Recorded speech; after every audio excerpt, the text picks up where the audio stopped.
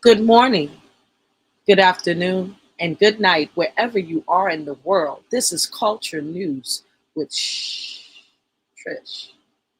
Idolizing celebrities. Is paper chasing healthy? Cannabiz talk. And this open panel tonight, people. We back.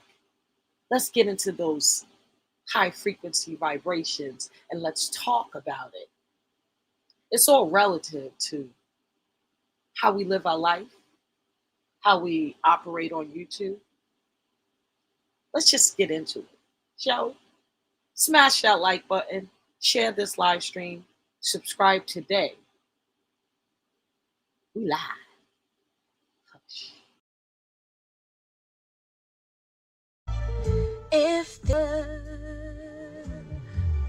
mine,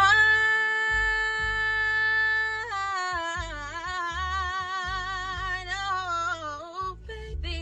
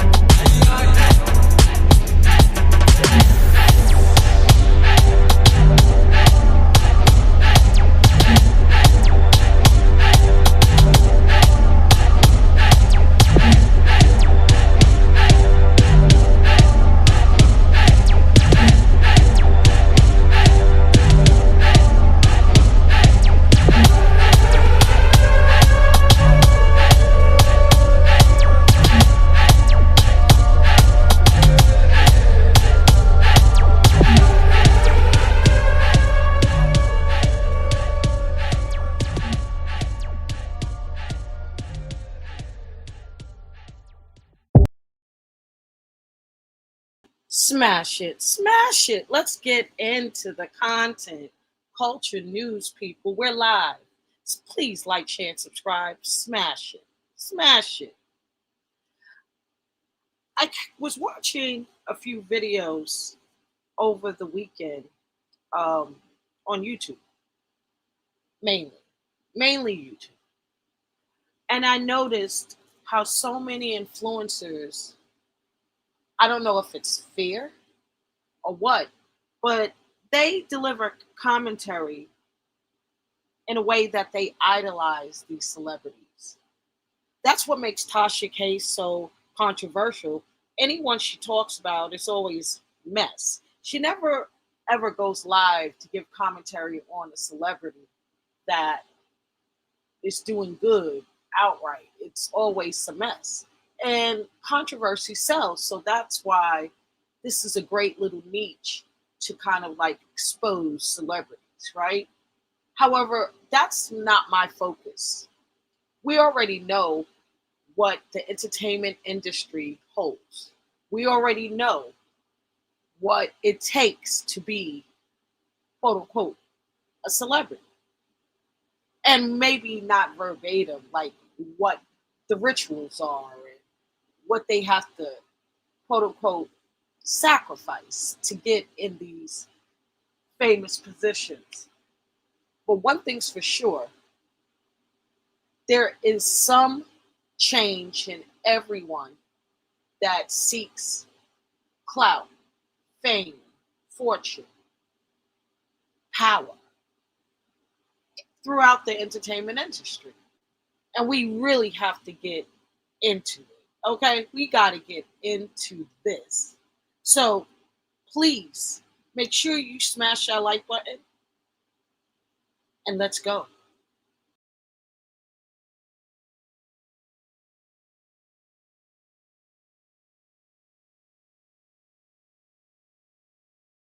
If this world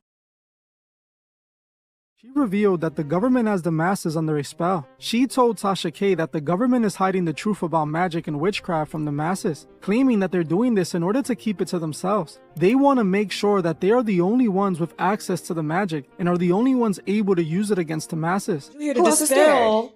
Because, people, they call you a witch. Okay, and? What's the problem?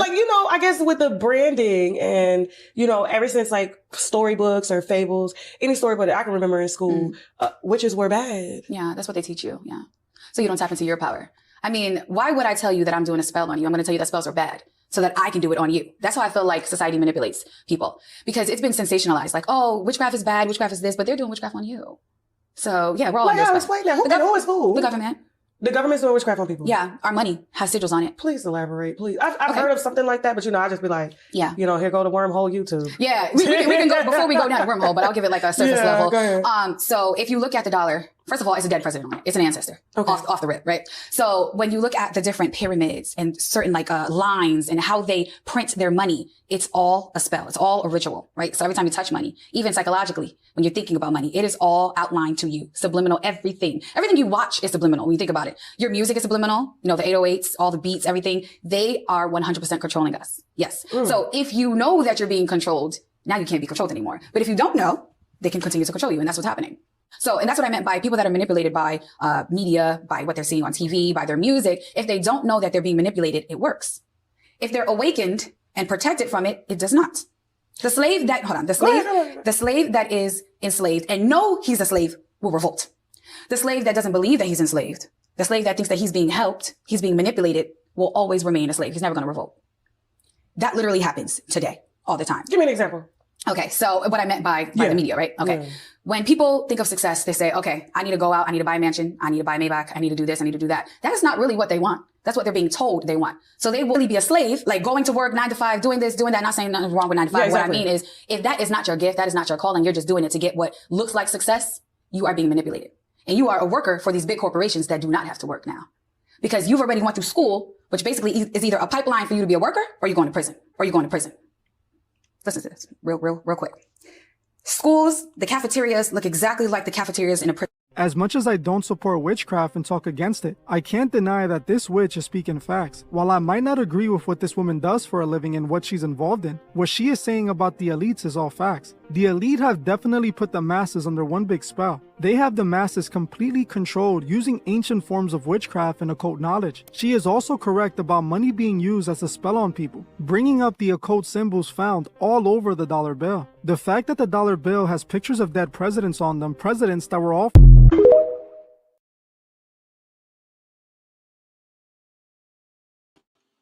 Smash it. Idolizing celebrities. That's the topic today. Please like, share, and subscribe. So here's my take on what we just witnessed. There are so many people on YouTube that are influencers in the category of influencer, meaning their platforms are used to influence the masses, similar to what the purpose of a celebrity was to be. Celebrities are celebrities because they're influencers of fashion, music, arts. However, now, what do we see today? Since the social media influencer lane was created for regular people, you would now see celebrities coming on social media, starting channels, getting into this social media influencers game because that's who the competition is: regular people, people that didn't pledge any oath. You know what I'm saying? And I find it funny that we all would think, imagine once you become a celebrity, you wouldn't need to do certain things. But technology is such a vessel for your business. I could see how that's a tool that celebrities would use, you know, the big companies and corporations. But when you're competing against social media influencers, is there really a separation between influencer and celebrity now?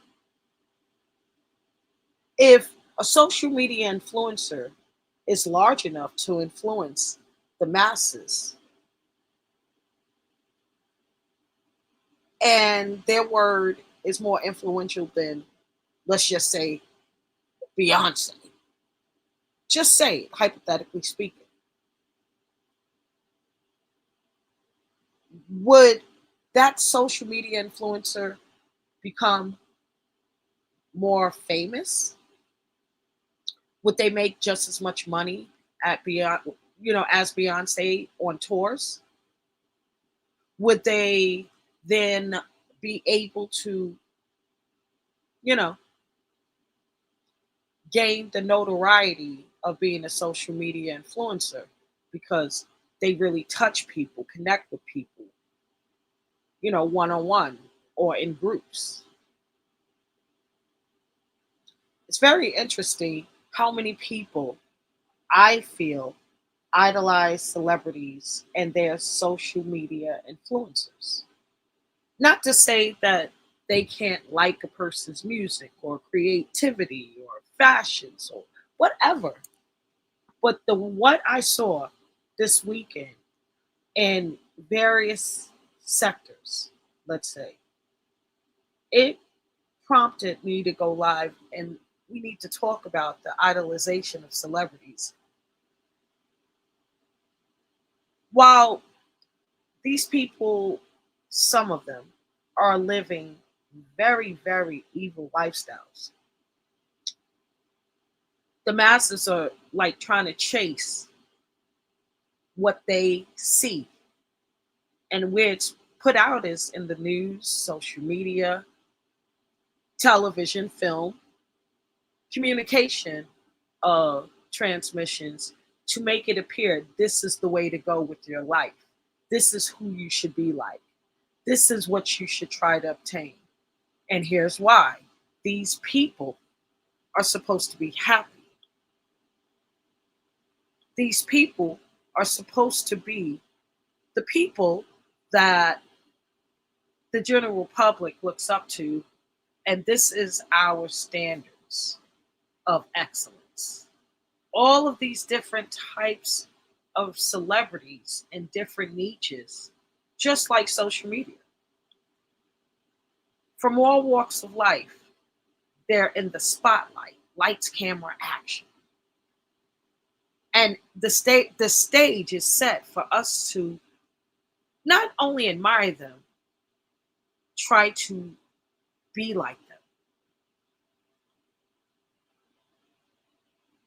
Only a few are let in the celebrity club. Only a few, what we're told, only a few. But now I see musicians, actors, all types of people in this elite category are now making their way to social media to become influencers, to influence. If you're already a celebrity, why do you need to be a social media influencer? That doesn't make sense to me. What does make sense is that it's all a facade, it's a lie. These people are controlled just as well, the celebrities. They're just put in the spotlight. So we are controlled, the celebrities are controlled,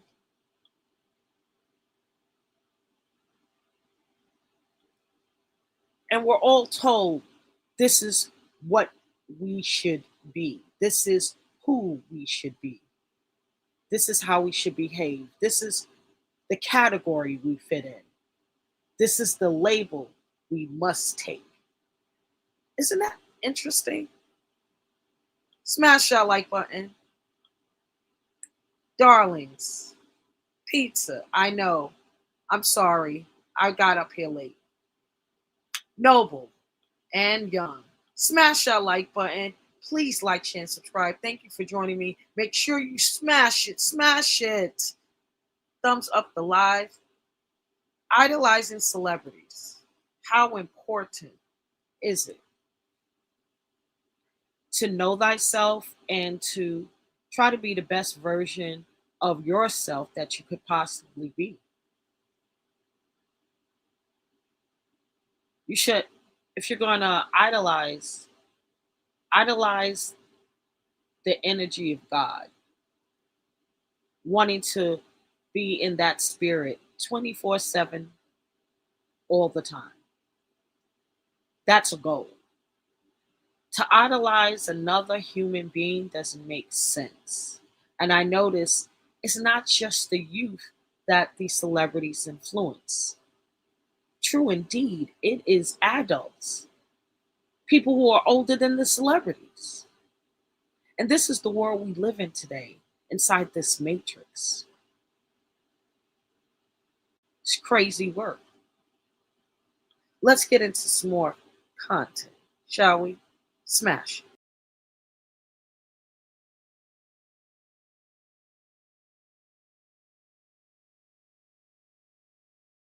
And I remembered reading about a young man who died at the age of 32 in the month of June in the year 323 BC. Alexander the Great. And history records that on the day that he was dying, he gave the following instructions to his generals, that when he dies, it is only his physicians that should carry his mortal remains. Number two, that all the wealth that he had gathered should be strewn on the path where his body would be taken as he's being taken to be interred. And number three, that he should be buried with his hands wide open. And the generals asked him, "Why do you give us such strange instructions?" And he told them, "Of my physicians, that it may be known that when death comes, even the best of physicians cannot protect you. Of the second instruction, that the world may know that this wealth that we gather in the world, when we die, it means nothing. And of the third instruction, to tell the world that into the world he came empty-handed, and out of the world he goes empty-handed. And that the moral of his story, that the only thing that we must do is to ensure that we use all that we have in our lifetime to do that which is good for humanity."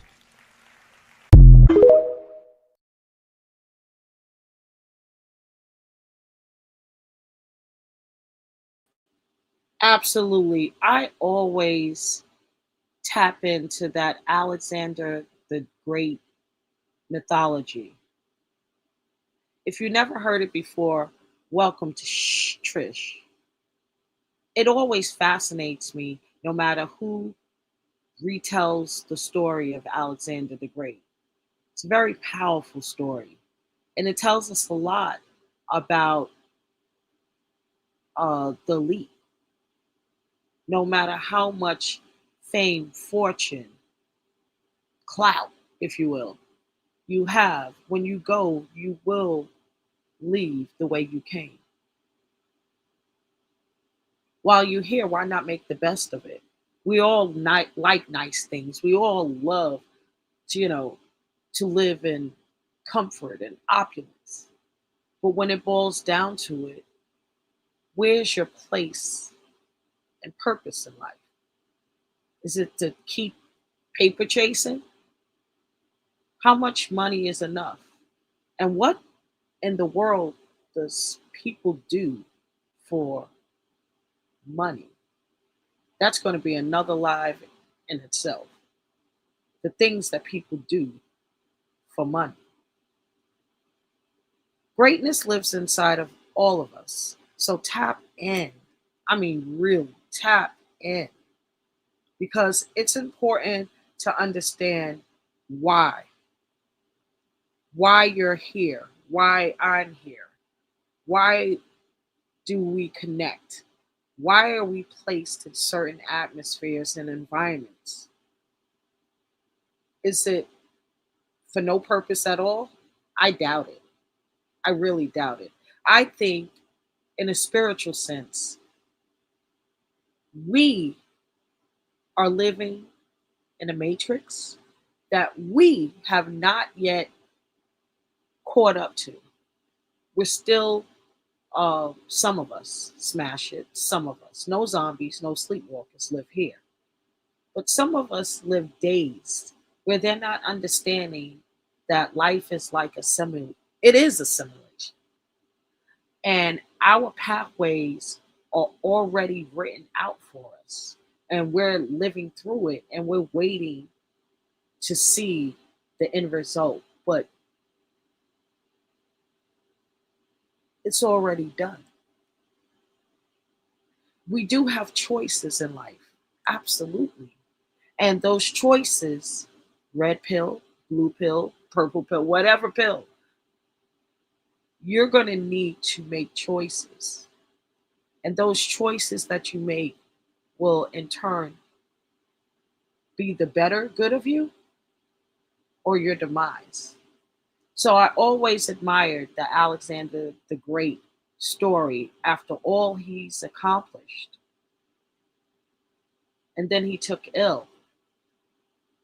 And his last instructions, three instructions to his lieutenants, needed to be carried out while he was on his deathbed.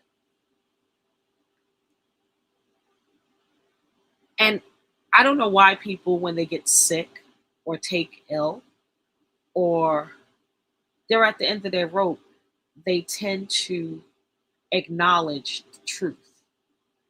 They tend to come into this revelation of, you know, greatness, a aha moment. But the messages have been set through our lifetime.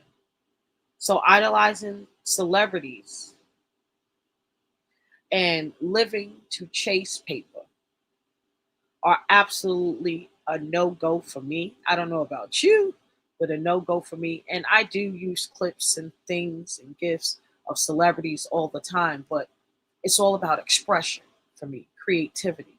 Just like them. They're human. We're all human to some degree, right? We all should have spirit. And when you make your choices, you should lead with it. Absolutely. Smash that like button. Let's take a commercial break, shall we? Music. Music is so good for the soul. Smash.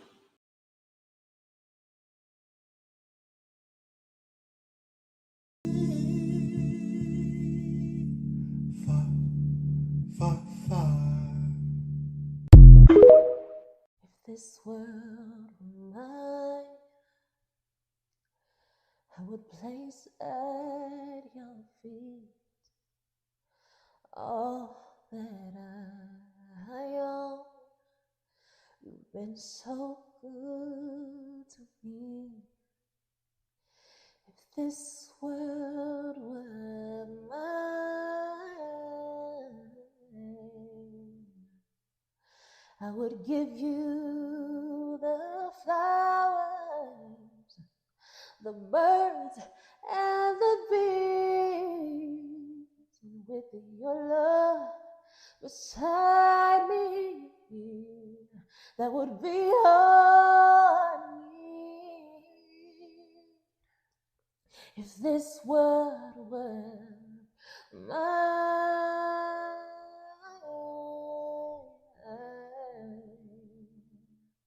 I'd give you anything.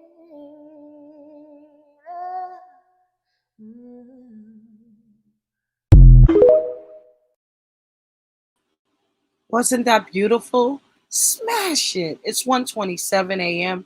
EST. And if this was a fitness workout, this part of the show would be a warm up. We needed to talk about idolizing celebrities and remaining focused on just being the best versions of ourselves and living in our greatness, finding our purpose. Again, check out that Alexander the Great mythology of how he went out on his deathbed. Very powerful message to leave that type of legacy for people thousands of years later, like myself, to capture it and learn from his death. Very powerful. Please like, share, and subscribe. Thank you guys for being here. We are going to get into the next segment. My favorite, cannabis. We're going to talk about cannabis. Get into it. The conversation started on the spaceship. Pizza came in earlier. Was very late coming online. I kept pushing it off. So I do apologize for being so late, but I had other priorities to take care of before I came live. So I had no interruption. I appreciate you guys for being patient with me.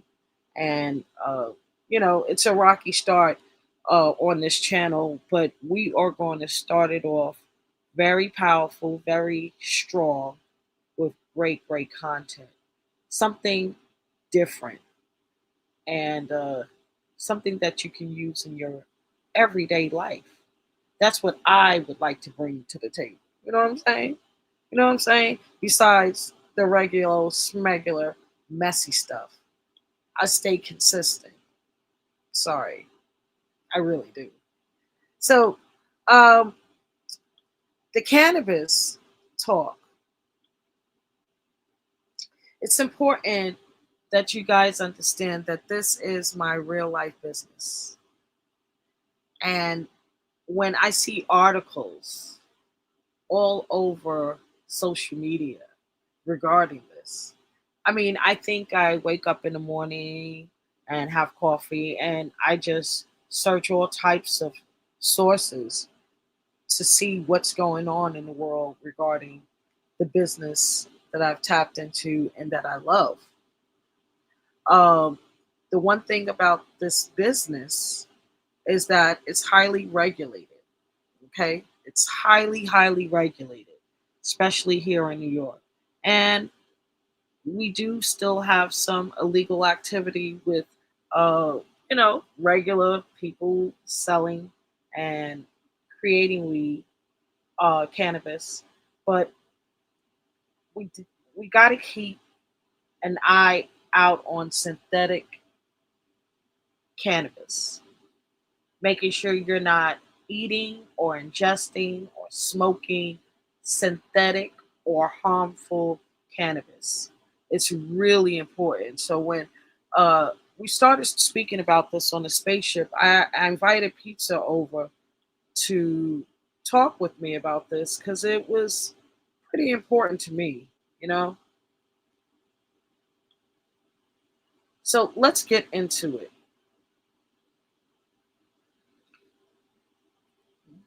These articles have so much to say. And I don't know what the agenda of having scientists support these negative side effects of weed or cannabis. Why is it that every time there's a market that taps into certain communities, it's always negative. And they always have scientific backing to prove it. So let's get into it. It's said that in these articles, many articles, that's supported by scientists. I don't know where they got these scientists from, but okay, let's hear it. Withdrawal and dependence. That's number one. Now, I don't know about other people. Weed, cannabis, marijuana can be addictive, I guess, but not in the way of other drugs, narcotics, pharmaceuticals.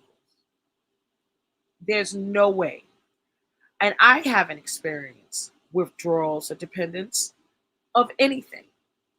I just stop if I want to, and I go back if I want to. And most of the time, I need to because of pain, mainly. But recreationally, I could go without weed. Now that it's a part of my rehabilitation, why would I? It's so beneficial and so much better than opioids and other pharmaceutical drugs that are really harmful to you. Okay, so let's go to the next one. Motivation and productivity decline. Get the out of here. Get the fook out of here. Motivation and productivity decline. So basically, a person who smokes weed is supposed to be apathetic. Basically, what they're saying. They don't do anything. All they do is smoke weed. Like gnarly. That's all you do all day, smoke weed. I do know a few bums in the past, earlier years, that were bums and they smoke weed all day. But you know what I realize about a bum that don't work or don't do anything? They sure know how to get a bag of weed. I never understood that. But yeah, there are very much uh people who smoke weed that are apathetic. But I believe the weed has nothing to do with those people who just smoke weed all day. I think those people are just naturally bums. How about that? I think those people who sit around, play video games, and smoke weed all day and don't do shit, they just ain't shit people that just happens to smoke weed. But let's go to the next one. Social and relationship strain. So you mean to tell me that people who engage in cannabis, weed, or and marijuana, it ruins families, loved ones, personal, intimate relationships? I've never heard that before until I saw one of the articles that this photo is compiled of. I never heard that before I saw the findings of this article. It's crazy work. Mental health issues is the fourth one. What?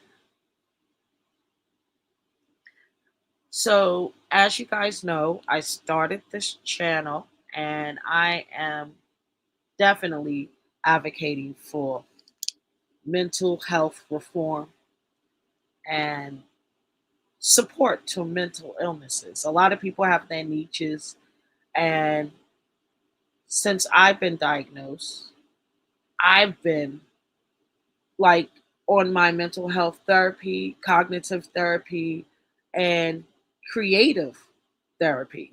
Okay, I've been more creative, more focused, more uh, vigilant than I've ever been since this information came to me that you are, you have this disorder right now.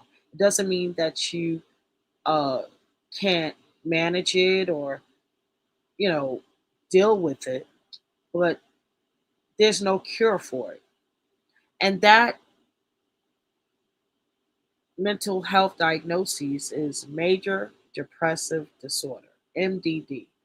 I also been diagnosed with PTSD, um, but as long as I manage these disorders with not being triggered and having these stimuli from these events occur, I'll be okay.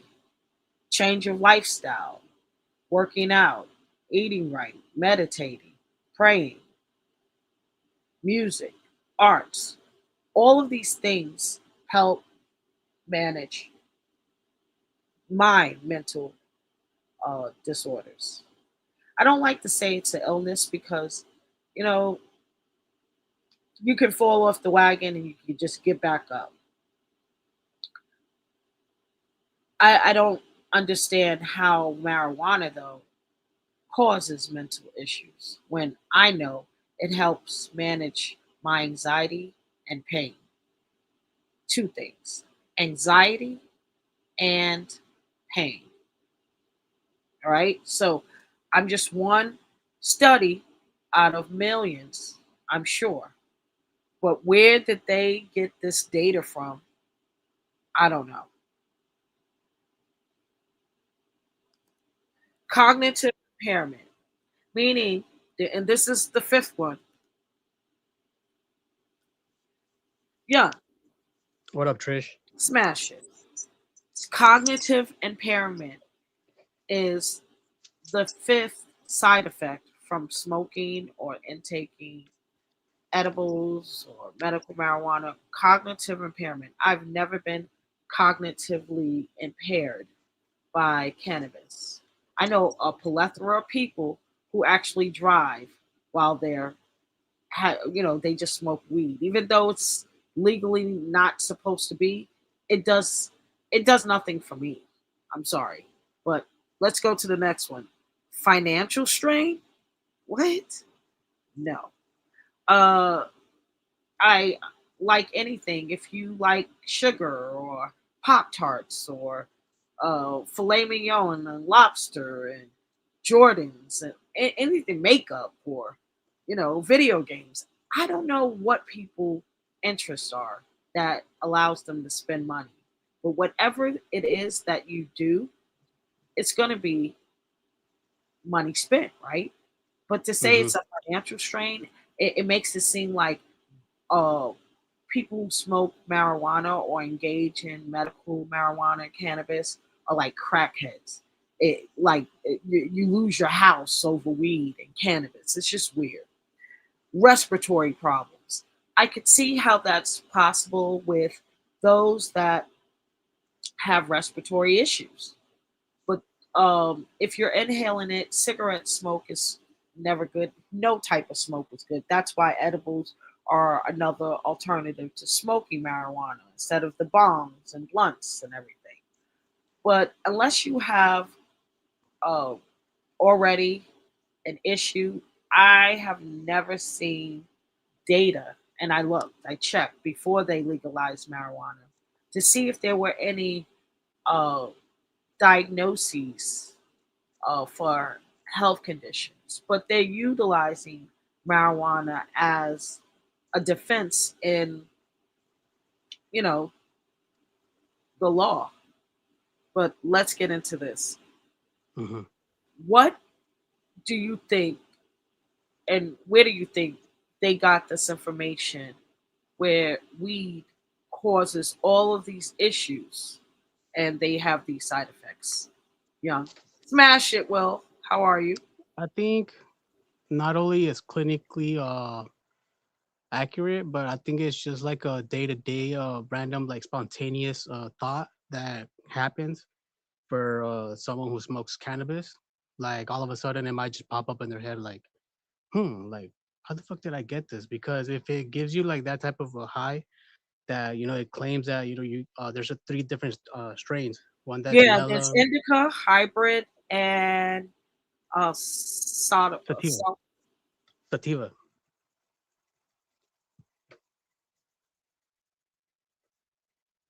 Go ahead.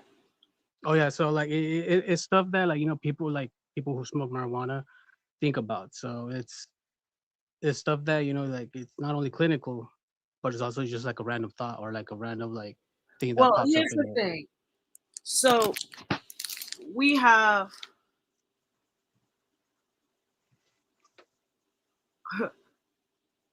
we have a heap of scientists, chemists, biochemists, biologists on this side. A heap. It's too many to count. Hundreds of thousands. Hmm. And then on this side, you have more than 100, just for namesake, 150 the most scientists that are coming up with this. Who do we believe? Hmm.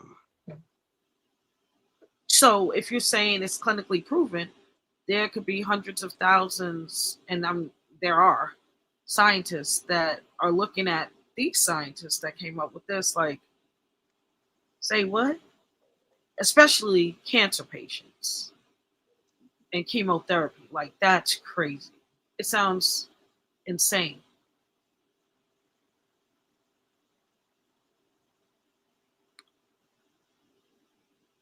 Marijuana facts. Let's get into it. Do you know the difference between cannabis, THC, CBD, and marijuana and hemp?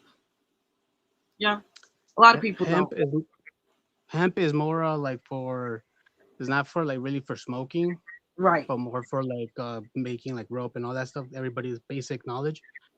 Cannabis is more for like smoking, which I'm kind of really against. I don't think cannabis is for consumption. I think it's just for you to watch it grow. But I mean, I that's each their I own. disagree 100%, and it's my business. I sell it. I grow it. I absolutely disagree, but everyone's entitled to their opinion. Continue. THC is like resin. Like let's say you get some nugs, and then there you can get either some I think it's cooking paper, and now they have like some parts or like some little baggies. They have like little machines where you insert it, and like the heat from like there's two like metal plates, like it crushes it, so like it crushes the extract. That's It's THC. called an extract. Yep. Go ahead. Yeah, extract resin or like stuff like that. But CBD, that one's kind of new to me. CBD is medical marijuana. It's used. It's cannabinoid that is used for medical marijuana. You usually it's not. It doesn't fall under recreational marijuana. It's for medical marijuana. Like before recreational became legalized, there was CBD for those cancer patients and pain management. So these are different variations of what they consider marijuana facts. You was accurate on a few things, but cannabis and the CBD, you need to do more research, buddy. Yeah, Uh, I I try to, health but and like they, go ahead. no matter how much I will try to like look up for like new updates of actual clinical benefits of consumption of CBD, THC, and cannabis, which there hasn't. Um, Wait a minute. that's why I'm like, What do you mean there hasn't? there really hasn't been any like new updates, like that's made it to the news, or is I something don't know that's like, what you're talking about. Updates when there have been. Yeah, let me help you out here. Johnson versus Johnson and Wales University. You guys, you can look this up. They have these curriculums in Ivy League schools, uh, mainly, and like high, high tier schools. That's why the elitists tend to know more about the plant than the masses because they, forbid it so many years. And this is National Library of Medicine. You can click that link too. These are both two studies that I've been um, actually paying attention to. They always have updates on studies, forensics, things like that. And I go to the monthly meetings for the Cannabis Control Board. So I want you to take a look at this therapeutic potential of cannabis, right? Potential. It says Right, potential, right, not like a. right. But here's the thing they are real studies on real people, right? They have to use that, uh, just like the word cure, CURE. You can't use something cure something. You can only use manage. It's medical jargon. And I was taught that by physicians and scientists of why they can't just come outright and say the therapeutic uh, the therapeutic benefits of cannabis in the National Library of Medicine. It has to be completely scientific. It cannot be opinionated. It can't be uh, used for excitement. Uh, in this abstract, it gives you only science. I No, agree. I agree on the okay, part. nothing. And if you were to tap into this, this is absolutely like one of the reasons why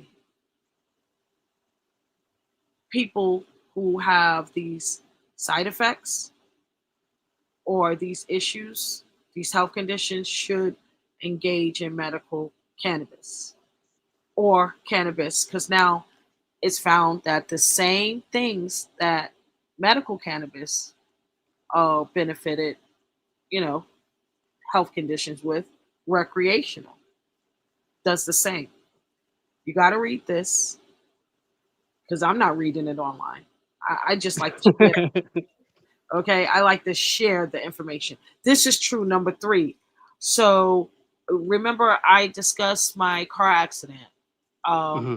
and what I found out, my inflammation went down tremendously, uh, and rapidly, more rapidly, because of, and I didn't smoke it at the time. I made it in teas, okay, like hot tea, and Hmm. it made the inflammation visibly go down.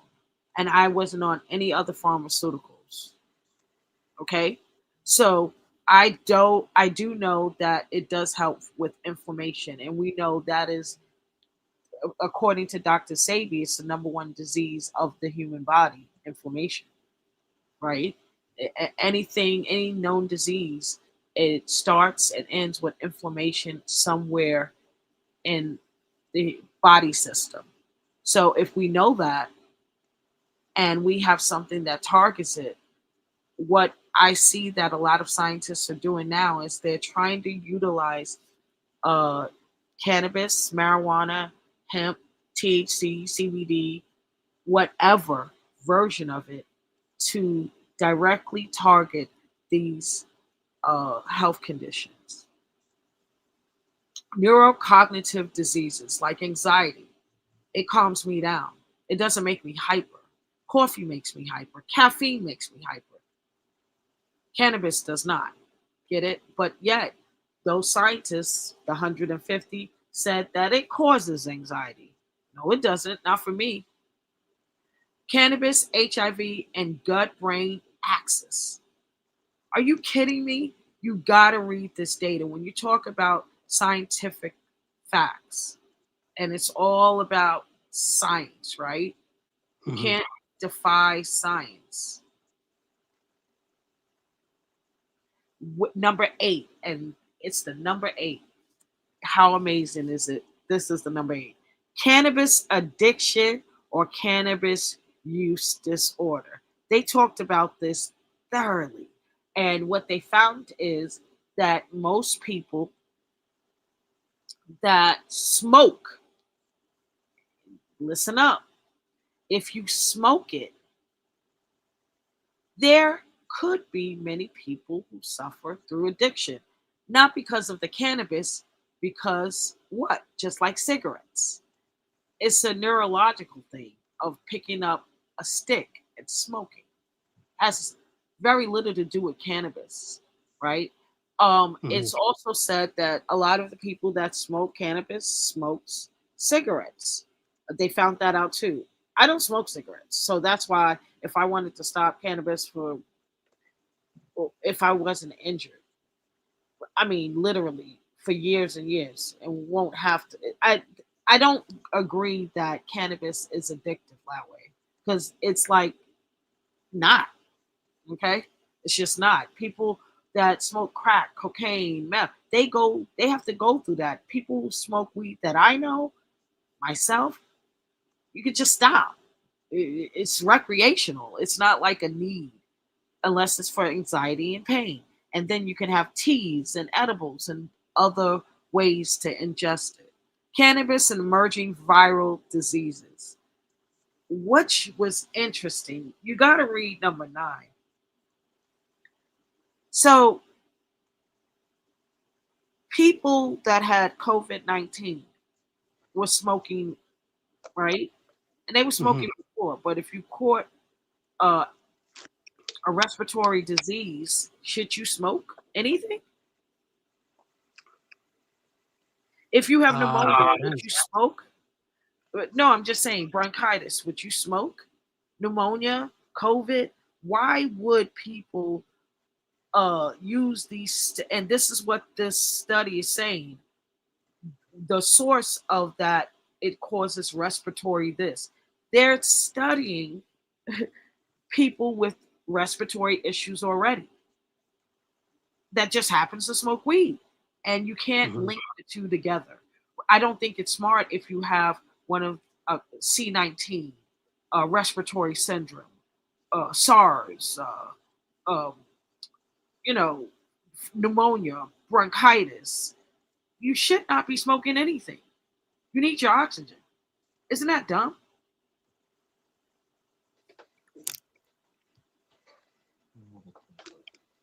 I guess Sounds pretty interesting. sounds pretty interesting. I'm showing you that you got to read this so you can see how they connect the dots of those naysayers and context. It's only science. I understand, And but like, listen, what? conclusion. Just look at the conclusions and future perspective. Cannabis, just the first sentence alone. Cannabis has been used for centuries for various medicinal purposes. Period. But the difference between the cannabis that was used back in the day was it was natural cannabis. The There are cannabis that's some being sources of used natural right cannabis. now, that cannabis is being it's In many ways, engineered. it's being tampered with, just like everything. It's been But tampered you with, so have to find, it's not the same. but it's not everybody, and it's not every cannabis grower, and it's not every cultivator. But a lot of the business since it became legalized has been a lot of synthetic shit. We talked about Hmm. that on Spaceship as well. How do you know the difference between synthetic and organic cannabis? Social responsibility of the manufacturer. I did research in the United States. I think there's only like 92 of organic cannabis cultivators.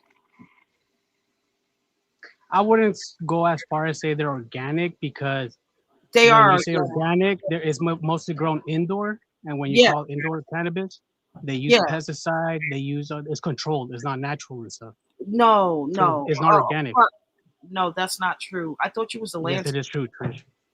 There's a difference between outdoor cannabis Hydroponics, and indoor cannabis. hydroponics.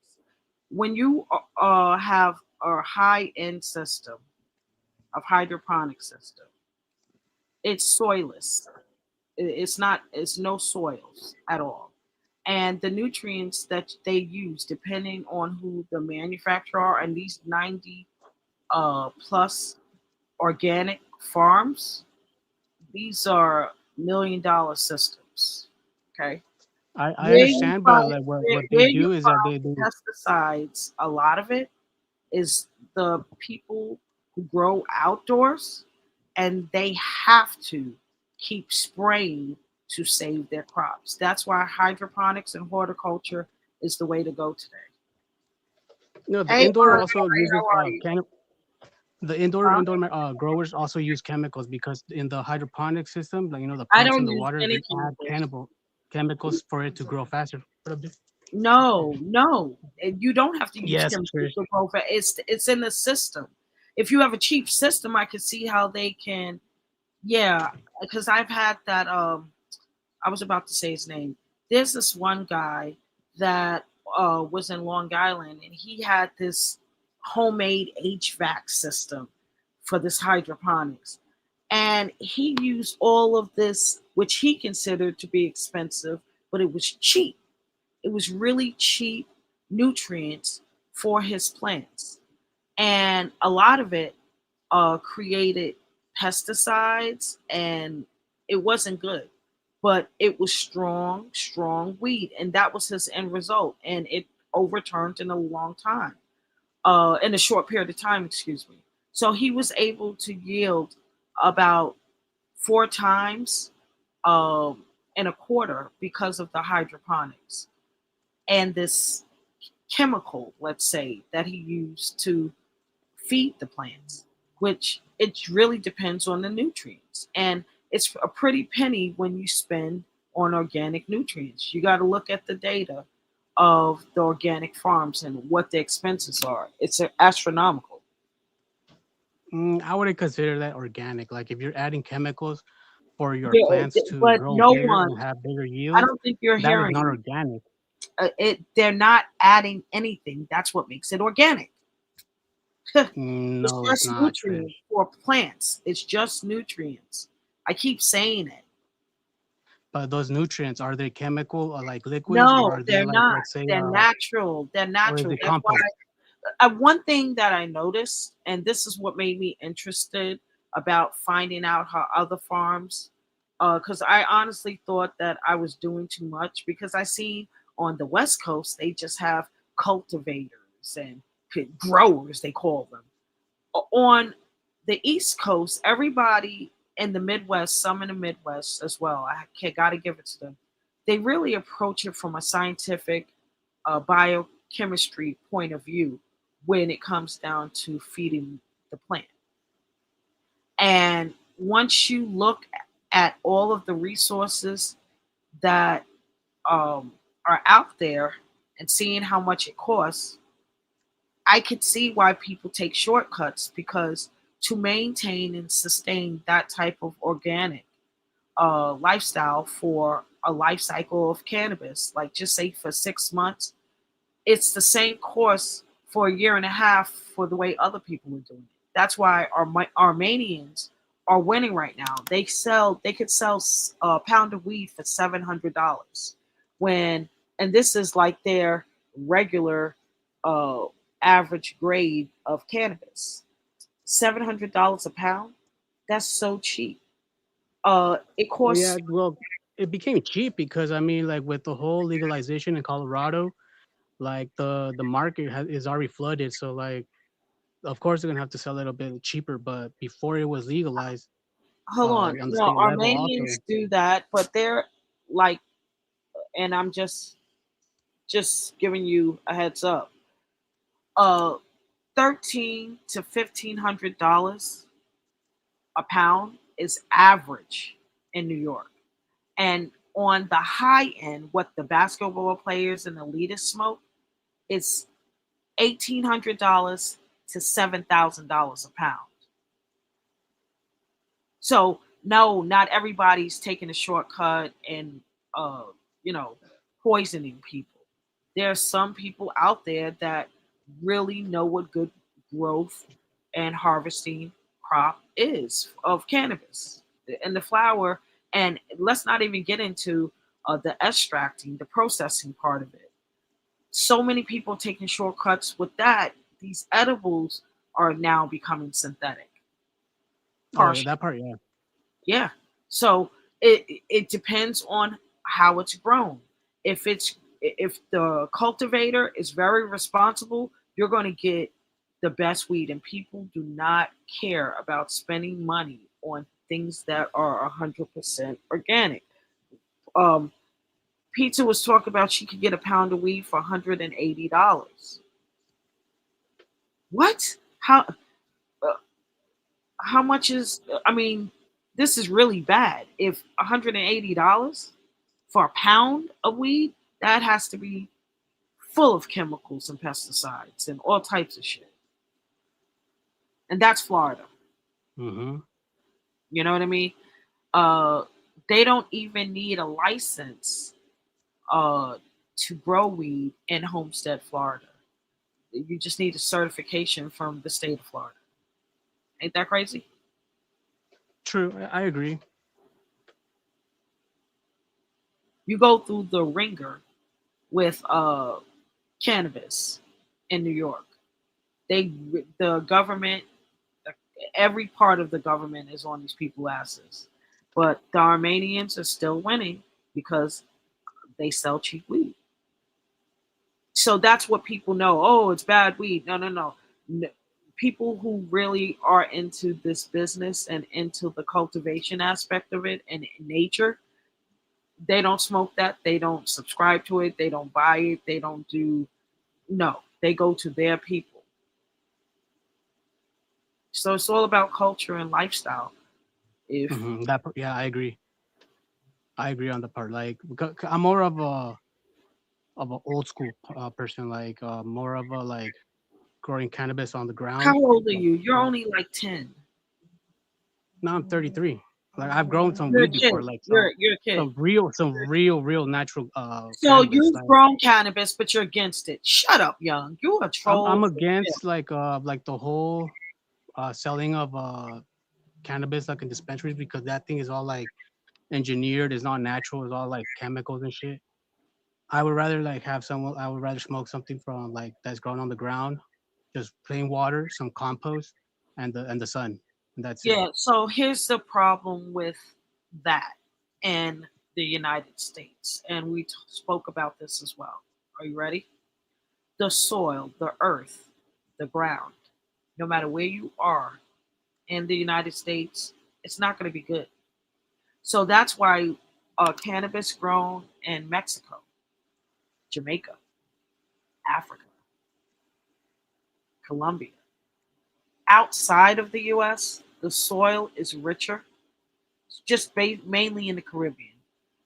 The soil is richer, it's pure, and the outcomes would be higher quality because they have a lot of sun, a lot of vitamin D, and it's all natural. That's where their food tastes different across seeds opposed to in the US. It's just poison. So for me, it compared to outside growing, that's why indoor growing is more expensive for this field by far. Not a lot of people are doing it because it's hella expensive, hella. But you know what you're getting because uh, it's all science, and you don't have to worry about everything. It's completely controlled when it's hydroponics and horticulture, not you're depending upon the climate and the environment for crop. That's a gamble that a lot of people take, and California knows better than anybody about how you can lose out growing outdoors. You know what I mean? Some people get lucky, some don't. Some people, like for some people it will work out, even though if they have like the best, like let's say outdoor cannabis, but they have that greenhouse, or you may have some of the best indoor equipment, you might not get like lucky and stuff. So like, it all depends on the person and stuff. Like if it's really their season or not.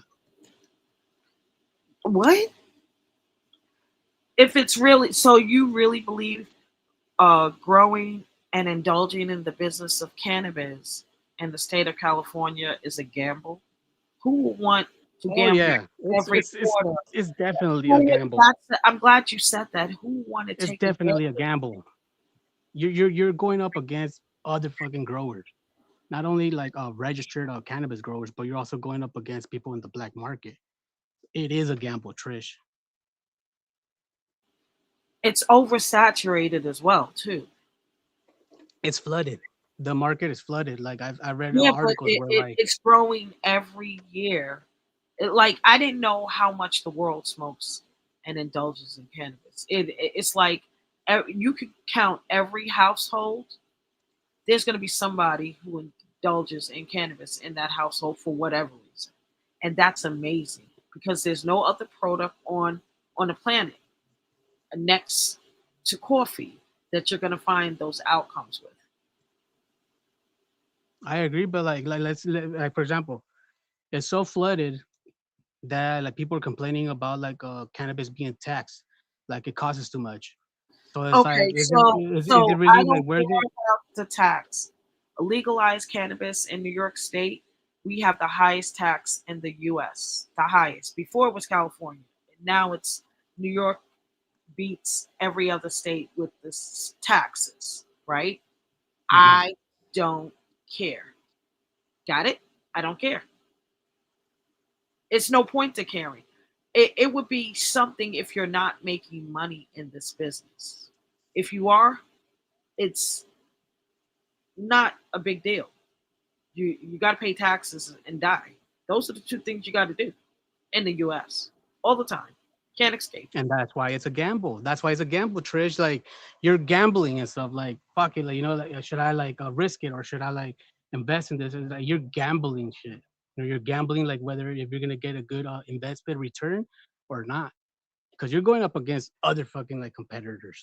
Like it's crazy. That's why I'm like, It's a very what? competitive market. It is a dog eat dog market, especially here in New York, but it is worth it. Really, it is. It's great. It's great for to be able to cultivate something pure for society, and maybe not everyone knows about the product, but those that do, they're customers for life. You know what I mean? And that's the beauty of it. Like to live in your own success like that, even though you are in a small business fraction of this cannabis business, it's I, still worth it. I just like to watch it grow. Like no harvesting, just let it grow and stuff. That's how I've done it. Like I just like to watch it grow. Like when it's ready for harvest season, I'm not gonna harvest it. I'm just gonna like watch how it like to see how long it takes for it to actually like die and stuff. And it's a It pretty amazing thing to usually see. takes about 8 to 10 weeks when it's done the right way. But here's the thing, right? When it comes down to the consumption of cannabis and the revenue, the annual revenue in the United States, it doubled from last year. Doubled.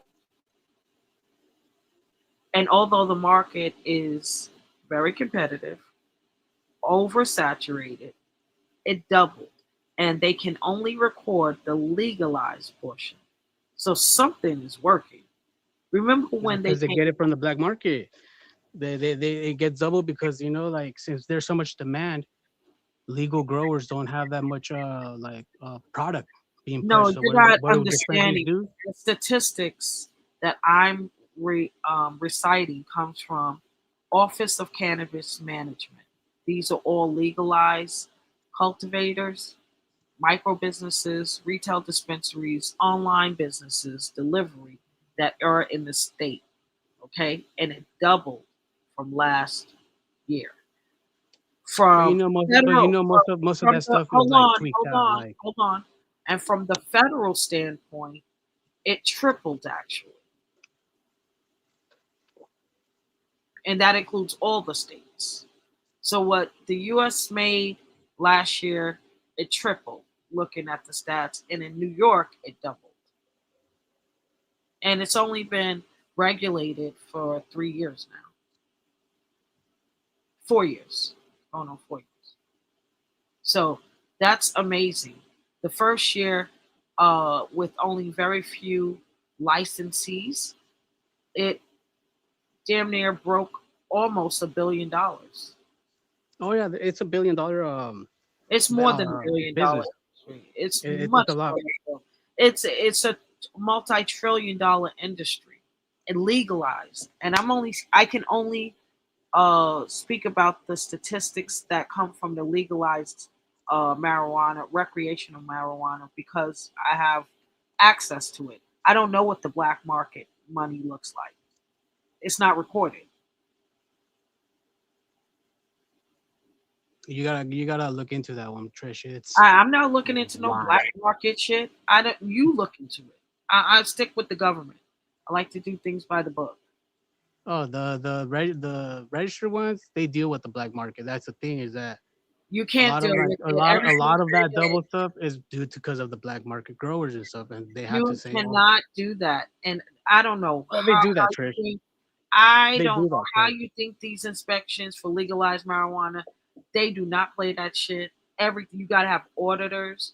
Get the fuck no, no, no, Trish, no. stop it. Like come on, Trish. No, Let's keep it a I know. buck. Come You on, really sis. think No, they I don't actually? know. Maybe in California where it's not regulated, maybe in Florida, but in a state where it's regulated, you have no idea the thousands of provisions that we have to follow. You are crazier than a little bit, just like a liquor Mm, store. hmm. Are you serious? Trish, please stop it. No, you Come on. started. You started. Quit it now. Are you laughing? That's a pretty good, very good topic right here. Cannabis. No, no, it is. It's going to be. Hold on. Let me show you something, because I had several pieces of the artwork. This is one of my drafts. It's well, I didn't like the picture of Clarissa, but let me just show you this. Okay, really quick.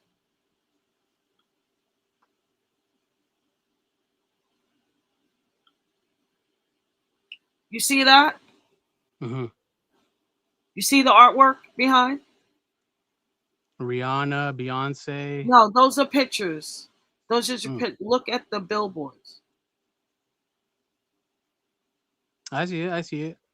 Do you see the right hand side? You see the cannabis, the judge, the cop. Hmm. You see the next billboard, fitness and mental health. You see the billboard underneath 50 and them, music, underneath Music Rihanna, fashion. You see the money, digital currency, and transportation. social media. Yep. Yep. That's You see, cool. yeah. So there's all of this symbolism for what culture is driven by. Economy. Culture drives economy, young. I agree on that. Like, cause right here in the town where I live, there was like they would go off by trends. Like one year, like who had the best speakers, and then another trend happened, like who had the best rims, and then the muscle car and the sports car trend started happening over here in California. And then like it started going trend after trend after trend, and then like all the social media stuff also included there. So I do agree with you on all that stuff. It's all culture stuff that drives the economy. I agree, Will. Why don't you hit the link, Will? Because you've been around for longer than I have before it became legal. I have been literally praying that the government legalized marijuana because I knew it would be this lit. It gives a lot of opportunity. It opens up a lot of doors for those who have cultivated this culture, which is black people. You know, it has always been here for 7 million years, and now the government is now catching up. They can't stop it, and now that we see just by the sales alone of legalized, when I talk about black market, of how many people actually indulge in recreational cannabis. It's fascinating.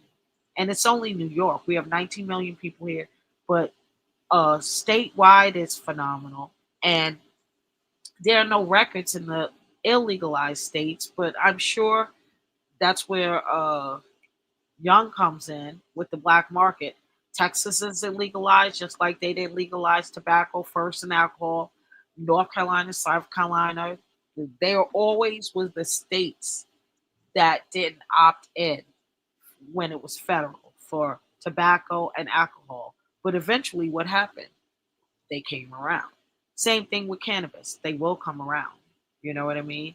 Uh, and I think those states have a harder time finding ways to tax these products. That's why they're always last. Not to say their government is slower, but in opting in certain things like alcohol and tobacco, they wait for the revenue to get astronomical.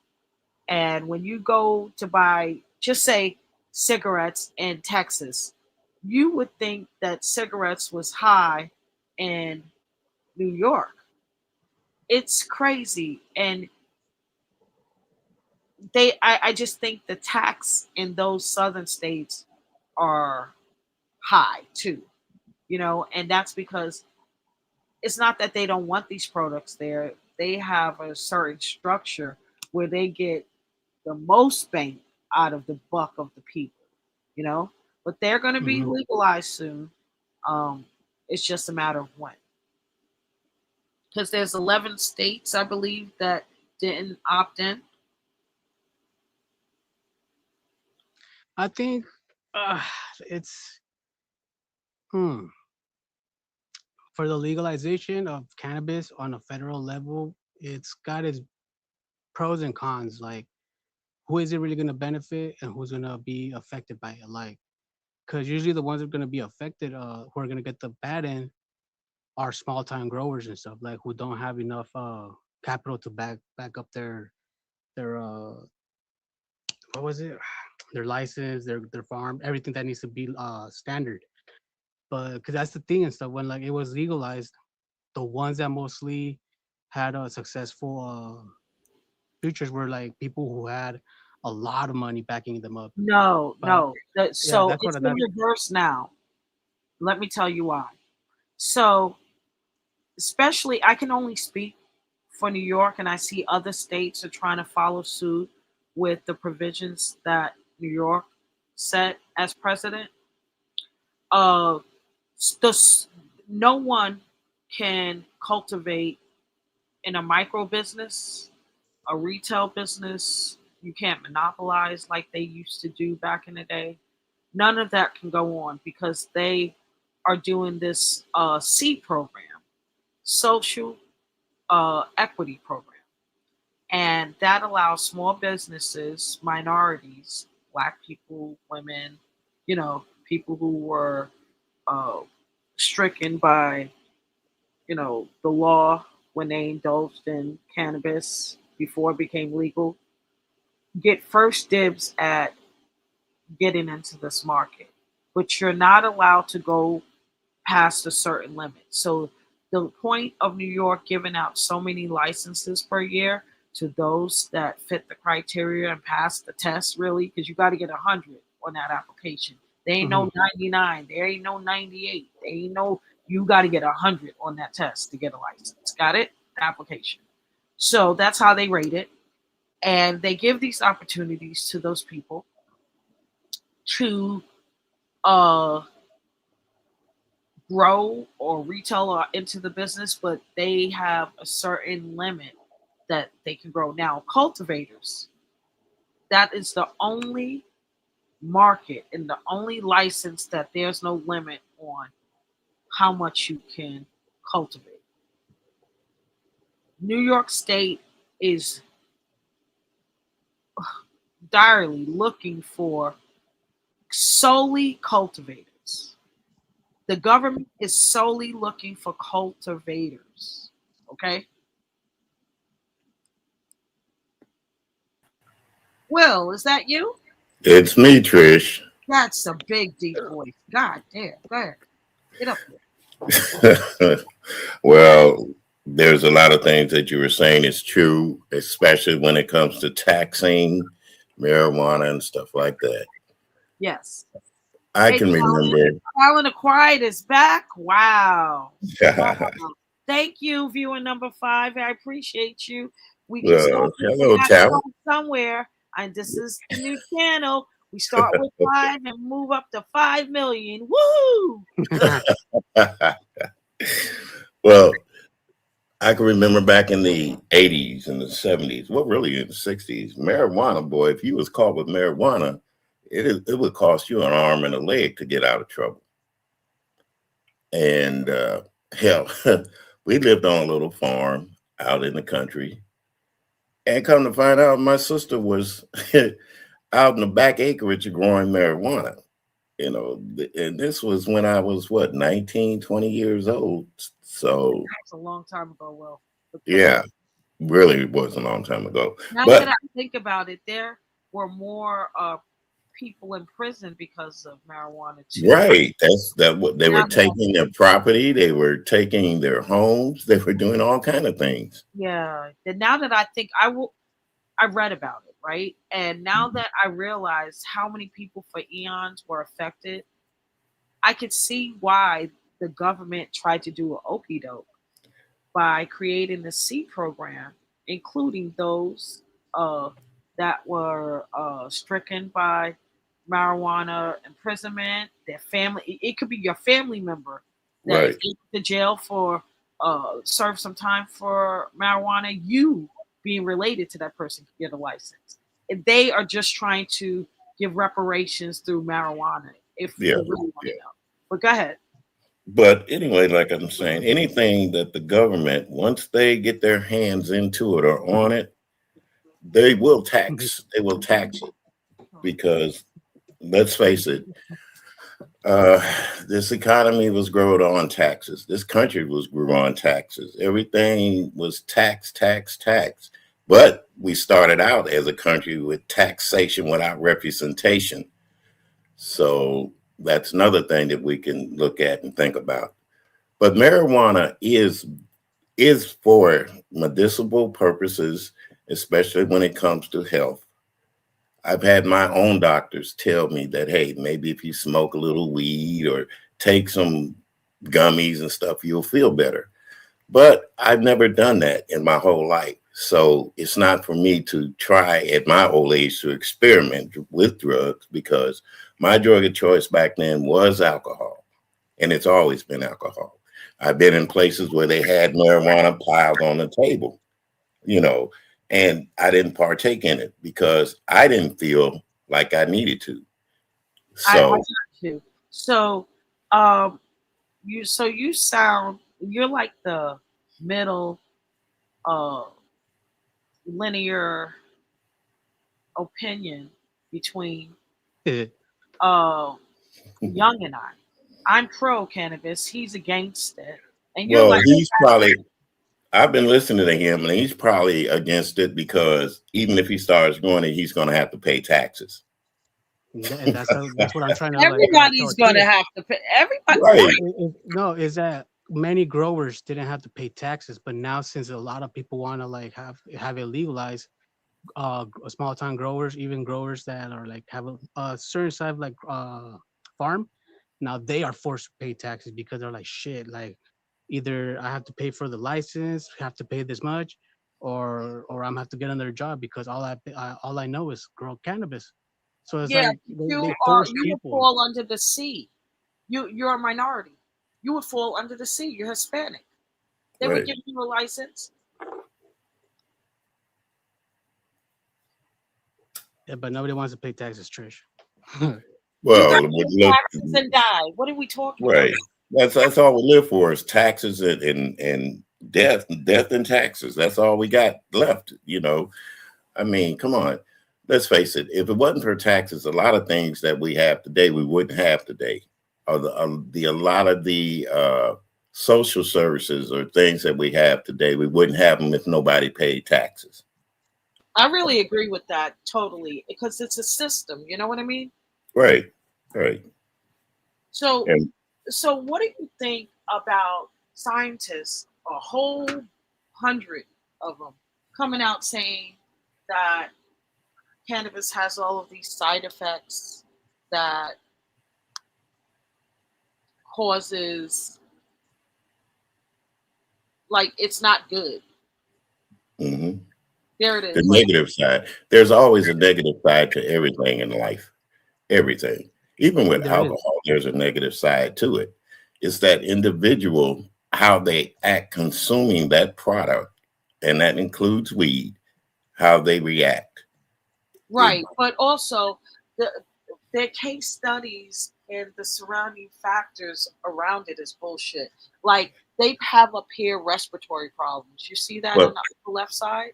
And well, Chris, the don't you? Yeah, here's another thing. Don't you realize that scientific studies also goes against the pharmaceutical studies or what pharmacists might think of marijuana? You know, anytime you have a doctor that had to study science in order to get his degree, goes against a scientist that says marijuana is negative, but he sees it helping his patient out. What do you think he's going to think? right. But here's the thing.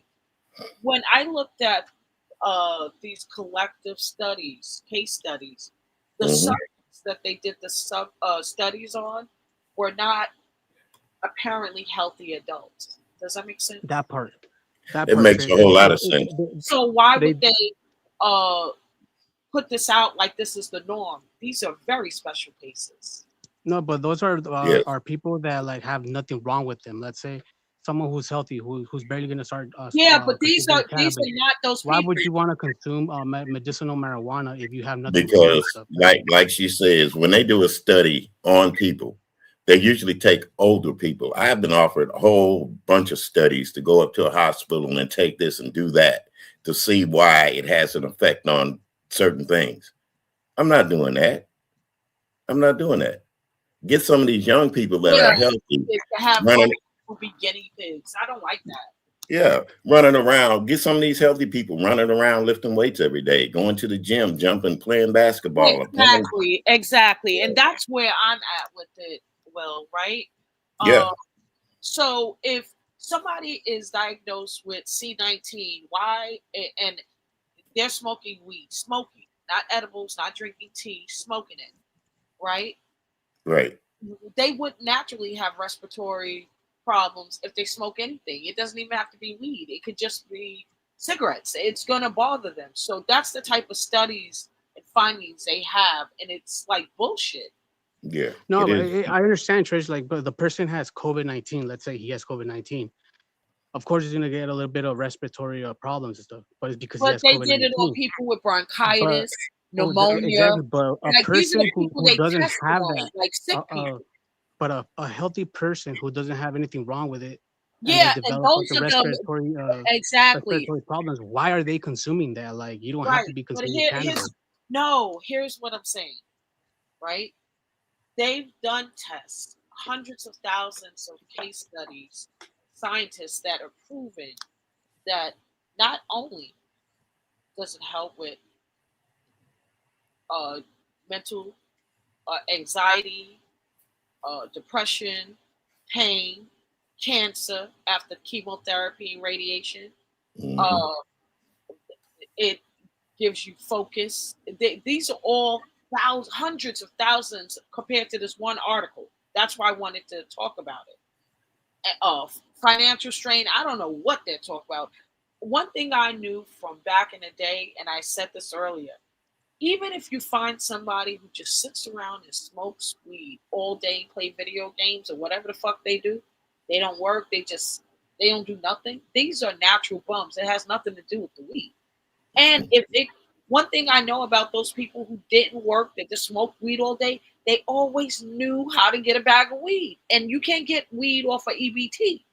You get what I'm saying? I So know what you're saying, Trish, but it's those bullshit. same people. It's those same people that are consuming medicinal cannabis, which is only meant for people with actual health problems and shit. So they're actually getting people who have no fucking health problems are developing all these fucking side effects because they're posers. That's what you call them, a poser.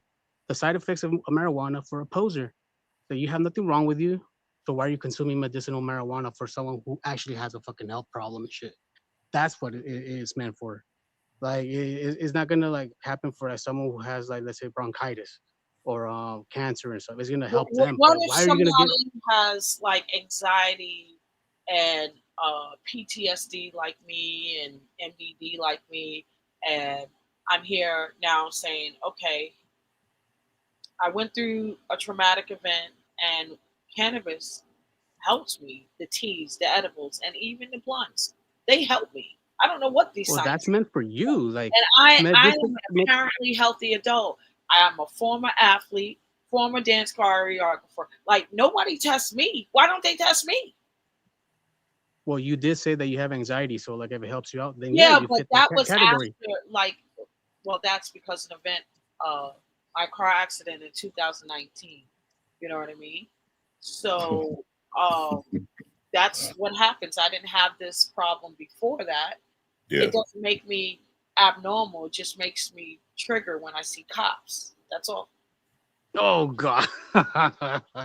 Well, I mean that could be Oh, stop that's what we fail to realize. People do have trigger mechanisms that cause him to go into anxiety. Okay. I don't know what your trigger mechanism is, but if you're saying you've never been anxious before in your life, they need to do a case study on you and find out why. You see what I'm saying? Yeah, So I was never anxious to the point it was excessive. Uh, right. right? There's a So difference. excitement, being excited over good things that happen, when it's attached to something negative, like Right. corruption, right? Right. Like brutality and things like that. That is a different feeling, emotion, psychological trigger that brings me serious stress when I see it. True. I always, especially cops that don't have their lights on and they be rolling down the street. There's so many things, and let's not forget. I did work on research during the Obama administration for all of those black people in America, 834, 856 to be exact if we include the women. But 834 black men were slain by police officers during the Obama administration. How do you explain that? This was Yeah. before my accident. Okay, this was before my accident, and it brought me anxiety. I could say then to have me something personal happen to me brought everything that I've learned through the United Nations in front of my face. It made it very real to me, very real. So, reading about it, talking about it, going through it though, is another ball game. Yeah, And because there's a difference between a man actually being in war and a man just being in the service. Because when you go through war, there are a lot of traumatic things that you see and you have to do. And when you can't come back and tell somebody about it, then that's when it builds up in you. you sound like my psychologist, not the psychiatrist. Like the psychologist, the one that diagnosed me with PTSD. Have Yeah, you been diagnosed with PTSD, sir? honey, I've been diagnosed with yes, I've been diagnosed with Okay, I that. could tell with that answer. What you did, I was like, I had to look up. Is that you? You sound just like her. She was eloquent. But go ahead, Will. But there's a lot of things in our lives that have triggered us or caused us to be triggered. And when you see the atrocities that war brings, like right now, I can't stand to even watch them doing something in Iran over in Iraq because it triggers me Wow. because you see the people. And there was a video way back in the day when we were in Vietnam, this 9-year-old girl walking around with napalm burns on her body, coming down the streets crying, those things. If you've never been there or done that or seen it, actually been around it, you can't really comment on it. I agree on that. I agree. That's why, like, when it comes to cannabis, people who have gone through those type of traumatic situations, you are in the right to consume medicinal marijuana. But if you've never gone through that, you have no right to fucking use that. Go get Well, your I weed disagree. from I the dealer. disagree on that. I have to disagree on that because as you get older, older people have things that they go through. And now scientifically, they say that it's okay for them to smoke that marijuana to help their health. You see what I'm saying? No, I get it. So Yeah, it's meant for how people can you like that. deny a person? Wait a minute. How can you deny a person from smoking or talk about them smoking it when it's beneficial toward them living longer, maybe, or Exactly. even That's having what a No, it look, quality of life? you can smoke you can smoke cannabis if you want. Like, if it's for recreational use, go get it somewhere else. Don't get medicinal, because medicinal is for people that need it for health problems, to help them like with PTSD. Go to your plug, your dealer, to get some recreational cannabis, because there's a difference between recreational and medicinal, and that's the Well, thing that many people so what you need to know is, misunderstand. hold Yes, there on, is, Trish. hold on 1 second. So it is a big difference between medicinal and recreational. And Yes. medicinal comes with a prescription. So I Hmm. don't think people have access to medicinal marijuana unless it's prescribed by a doctor, a physician. Right. But it's being prescribed a lot. Like back then, it was It's really being hard for you to get prescribed a lot medicinal because more prescription. doctors are realizing that it does help people. No, Exactly. There there's you go, doctors, yeah. Will. Thank But you check for this out. that. But check this out. That's all I've been The saying. the problem is that there's doctors that soon they saw that, you know what, I can make a quick buck, so they just started prescribing. That's where it all went wrong, when doctors started prescribing medicinal recommend prescription for people who had nothing wrong with them and shit. That's Well, what about the where it doctors went that wrong. prescribed you those pills when nothing was wrong with you then? Mm. They should be arrested. Those type Okay. of doctors, So, those type of doctors should be locked up and shit. Like, you shouldn't be prescribing anything to a healthy person because they want to fit in with what the trend is. Medicinal well, marijuana is only for people that are actually needed. Recreational cannabis, get it somewhere else. Don't go to the doctor to get a prescription. That's where I stand and stuff. Like, I'm against that kind of shit. Like, you know. okay, you're against it, but here's the point. What do you, recreational to you is what? Well, what posers do, like, just to like chill out, to draw, listen music. That's recreational cannabis. Okay. Medicinal cannabis So is for people that are in pain. the same person that has inflammation, and we know you can smoke marijuana and that helps the inflammation, right? 1,000%. Keep Do they going. have to go? Do they have to go get that prescription, or why can't they use the recreational marijuana? They can use the recreational There marijuana. you go. That's Recreational what is I'm not saying. medicinal. But no, recreational is not medicinal. It is medicinal. Wait a minute. Medicinal Hold marijuana on. Benefits. is The named after that recreational because does have medicinal Well, benefits. Depending that's what I'm trying to get him to see. yeah, Just but depending on because you, the brand and the type of breed, it can have medicinal benefits. Young, Mhm. you didn't know that? Even if you're smoking it recreational, there's something that's beneficial. but then I they told develop, you to read the if they're abstract. consuming, if I someone's dropped it in consuming the chat. if someone's consuming medicinal marijuana for recreational use, that's why the image that Trish showed us that says the negative effects of it, they're gonna be developing that shit. They're not supposed to be developing I it. have to disagree 100% because, like I said, there's people out there that really don't want marijuana on the market, period. Just like they didn't want alcohol with prohibition. But now you can go make your own bathtub gin, as they call it, or beer in the tub. Really?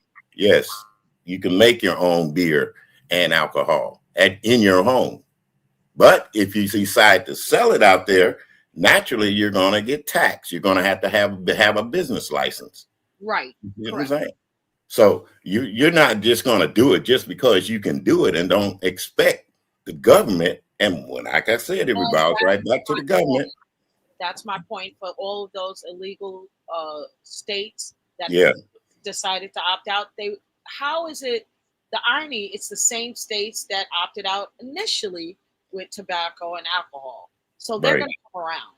They're just trying to figure out their system in their state on how to tax that thing. And I'm sure it's going to Right. be high. It's very high in those places.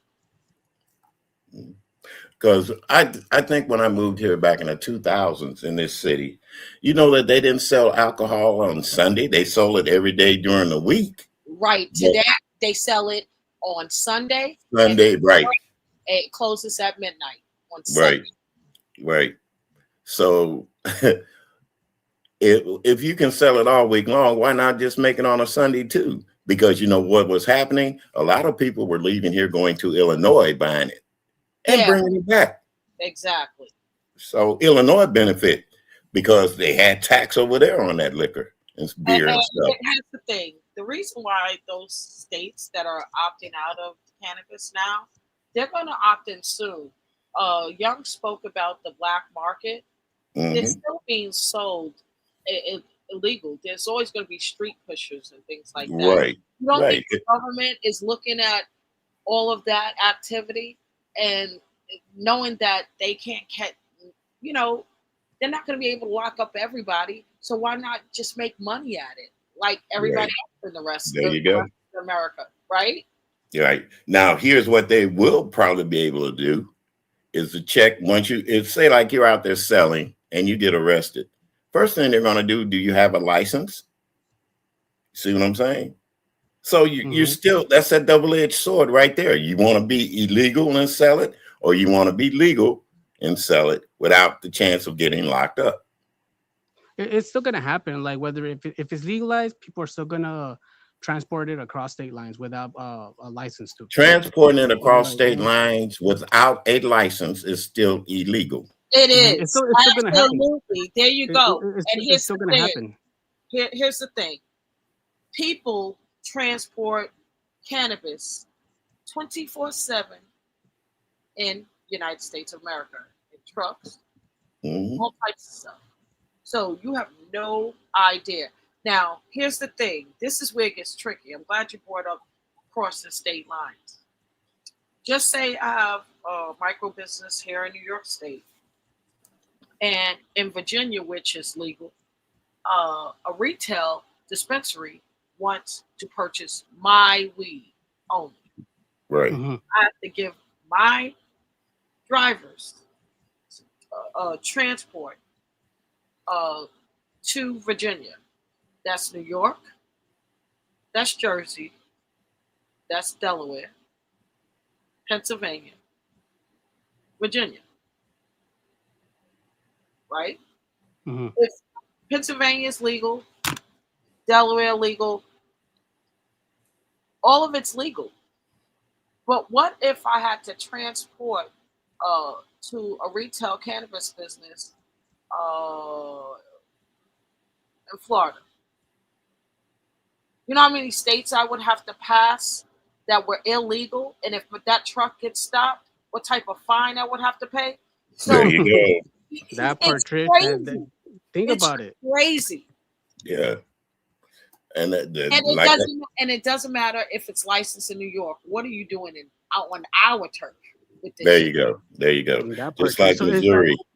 Just like Missouri has. they have a law here. When it comes to automobiles, your car has to be inspected and tagged. In Illinois, they don't have that strict law. So a lot of people will go to Illinois, buy a car that's never been inspected, bring it back here, license and tag it.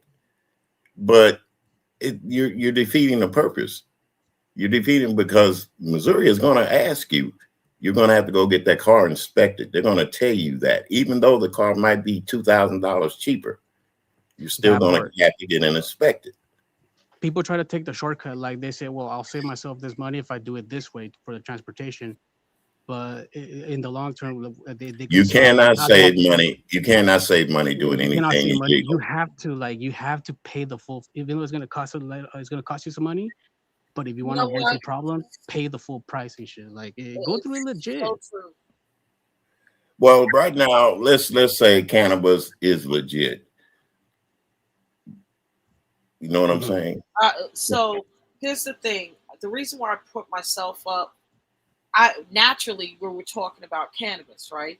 Right. But you guys are touching on transportation, and if you see the icons on the billboards, yeah, you don't see where the money is, the transportation. Yeah, it's by It's crazy you brought this up. And we were talking about cannabis, but it led into another billboard. Crazy work. Let's go. Well, let's face it, Trish. All those people, even though they smoke cannabis, they still to us are geniuses because they create and write music and all that good stuff. You see what I'm saying? Even Einstein was a genius and he had problems. So just because, and that's one thing I don't do. I don't try to idolize our musicians, our singers, and everything else. But I appreciate the things that they bring to us and value as human beings, which is an art form. I can't sit up and write music, even if I do smoke marijuana, like they do. You see what I'm saying? So, and just because they use marijuana doesn't make them a musical genius. No, it doesn't make them. It's just something that they had all along. But there are things that could bring out the best in people. Yeah, recreational cannabis is very recommended for if you want to be more inspired. Yeah, so it's medicinal. So it's medicinal cannabis. For me, medicinal should just stick for people with who've got out of surgery, who suffered an accident, who have it's for anyone that makes them feel better about themselves. Period. So here's the issue, and this is what I want to touch. It is in line with the conversation, but I think what the government and the elite has always done is cast spells by the word choice. What is the difference between medicinal cannabis and recreational cannabis? Calling it medicinal marijuana makes it seem like recreational marijuana doesn't have any medicinal benefits. Medicinal purposes. Yeah, right. That's the whole thing right there. That's the play on the government. That's the play. That's the play. I just wanted to show the artwork because it's a play. It's a play. Yeah, you see the cannabis.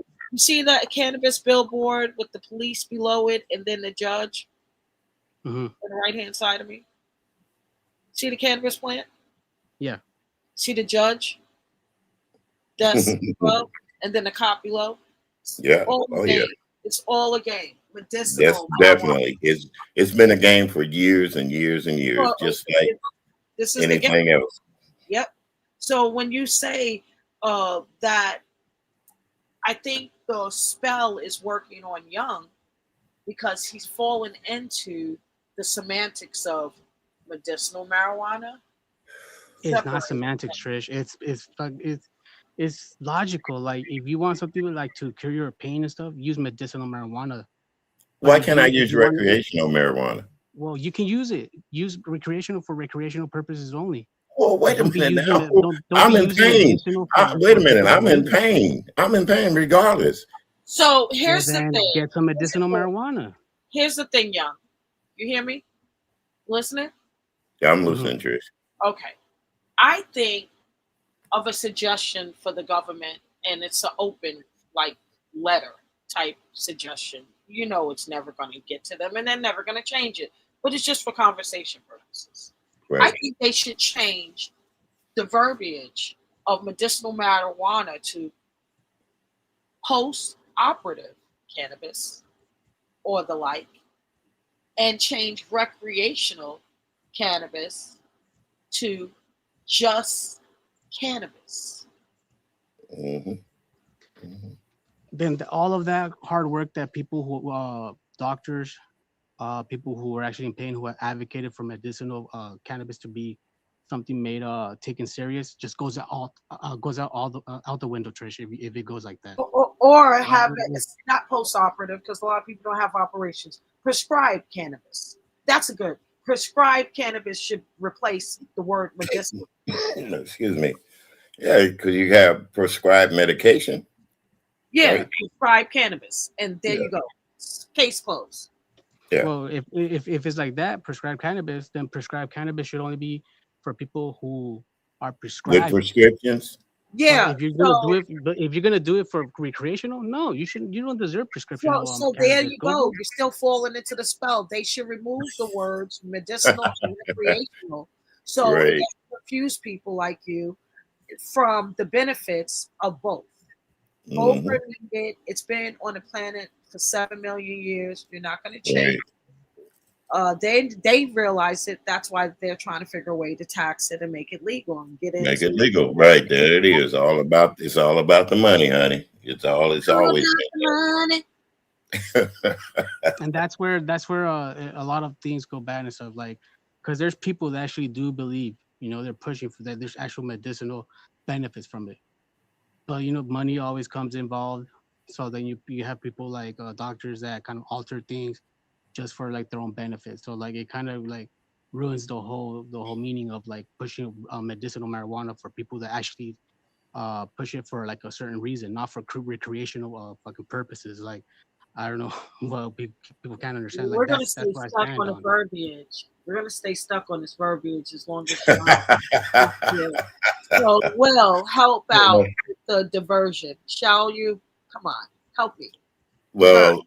Divert. Well, for this, I'm an old man at 75. I have aches and pains, and if I go out there and give me some marijuana from my next door neighbor and he doesn't have a prescription for it and it makes me feel better, so be it.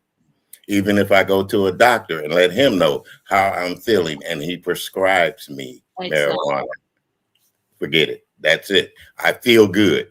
If it's for recreational purposes or medicinal purposes, if it makes me feel better, I'll smoke it. And it's really just a matter of CBD or Right. THC. The oils. You can buy the oils and rub yourself down, Or like you say, Trish. Yeah. THC. Yeah. That's what separates the medicinal from recreational. Recreational. It's Right. the flower, THC, or Mhm. CBD, which Right. is medicinal marijuana. There you Only go. medicinal. So there you go. There's lanes for the marijuana facts, and CBD prescribed would be medicinal marijuana. That's it. That's it. That's it. That's it. That's all. No Mhm. actual factual stuff and nothing else needed. And If it makes you what's feel great good, about this is this: they finding out the THC and then the THC A mhm. has more benefit to cancer patients than CBD. Yes, So it does. you will see that many doctors, many pain management, chronic management physicians Mhm. are Going to prescribe that. but it's recreational. There's no prescription needed. Get Right. it? So they Okay. have to. So insurance don't cover it. There you go. That's another thing. When There you insurance really start covering that kind of stuff, look out, folks. Look out. Right. So I really think they should change the word from medicinal to Mm. prescribed cannabis. So Right. it's clear that it's just CBD, and for just cannabis, because there's different lanes of cannabis. It doesn't matter if they change the word the way they say it. I Like, bet I'm you it will still gonna change your stick to brain. it. I bet you it will change your brain. No, it's still gonna be the same. Like if it's prescribed, it should be only for people who get it prescribed by a licensed doctor and stuff, not for But why would I have use. to go to a licensed doctor to get something that makes me feel good without a prescription? Yeah, and that's why I think the trajectory of the recreational cannabis is going to be some versions of the THC and THCA. Give it time. Mhm. It's going to Yeah. have to be prescribed by a doctor. You're not. It's not going to be in the lane of recreational anymore. True. It's just like alcohol. That's why you got so many proofs of alcohol. Right. Different proofs now, and you can decide. Do you want to drink 151 proof alcohol, or do you want to drink 86 proof alcohol? Exactly. There you go. So you see how if it's following the same pattern of legalizing alcohol. Legalizing alcohol, right?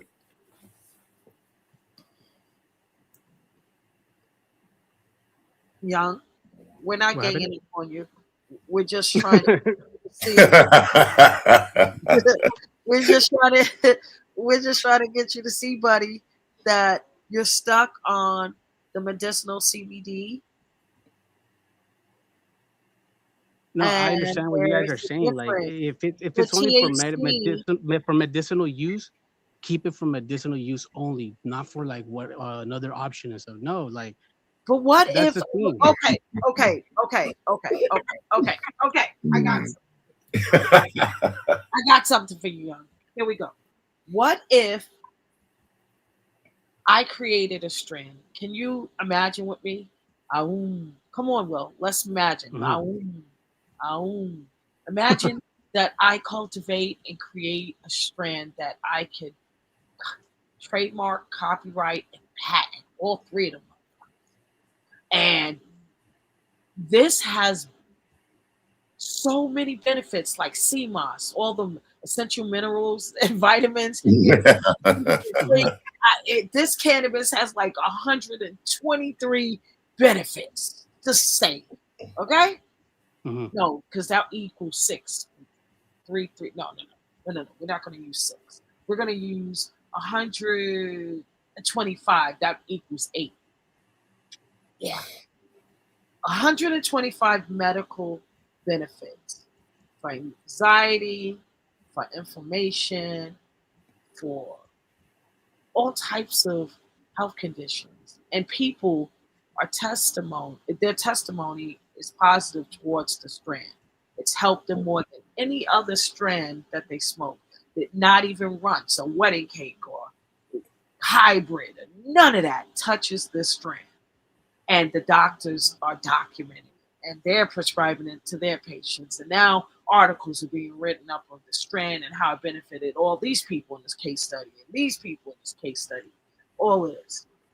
But I refuse, because of the intellectual property, to call it medicinal for tax reasons. I refuse to get double tax Mhm.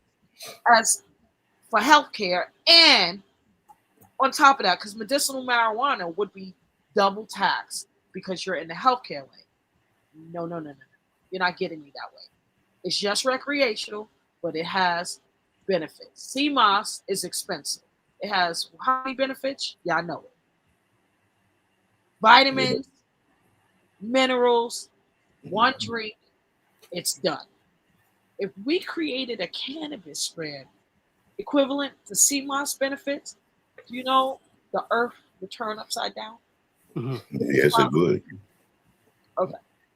But refusing to call it medicinal marijuana with all of those benefits, it alleviates you from all the scrutiny in the healthcare system. There you go. I would consider it for medicinal, not recreational. And if you refuse to try to push it for it to be you can legally sell it, I would actually try to like push you or try to convince you to do it and not use it for recreational, because if it has that many benefits, I mean it has gotten some good results. Why are you gonna like keep it from the people that need it and gonna No, pass it no, off no, as no. That's what recreational? you don't understand. Even though I'm keeping it in the recreational category, it's available and accessible to anyone, including especially patients. Because the doctors, I won't see it as recreational. Like why would you like put it they as do it now for recreational? doctors prescribe uh CBD. They can't prescribe THC and TCA, right? So they recommend, if it works for you, continue to do it. It's Continue like to do it. There it is. just like every doctor will always tell you you got to diet and exercise. They don't tell you what type of diet or what type of What exercise. type of exercise? There you go. I get it, Trish, but like if it's for medicinal reasons, then it should be available for people that actually need it and stuff. I wouldn't pass it off for like for recreational. I think that's like offensive and shit to a lot of people and stuff. Like, why would you pass it off as recreational when it's like it has all these benefits that you just said? It has like some type of like a CMOS or all that stuff, like 100 and something, more than 100% of benefits for people that actually have like some health problems and shit. Like, why would you? Like, you see what I'm saying, Trish? Is like Dude, that's the problem. let me enlighten you on something. Back in the day, the main product for inflammation, your muscle joints and aching was Bengay. Okay. Now you got something that came along that doesn't stink. Well, it stinks, but when you inhale it or you smoke it, your knee is not smelling, your whole clothes is not smelling and stuff like that. Or you can rub it as an oil into your skin and it takes that away. What would you rather have? This Bengay or a nice little stick that you can smoke, or even an oil that you can rub, and it is not offensive to people? Because you hear a lot of folks holler about old folks wearing Bengay, salon liniment, all that stuff, you know.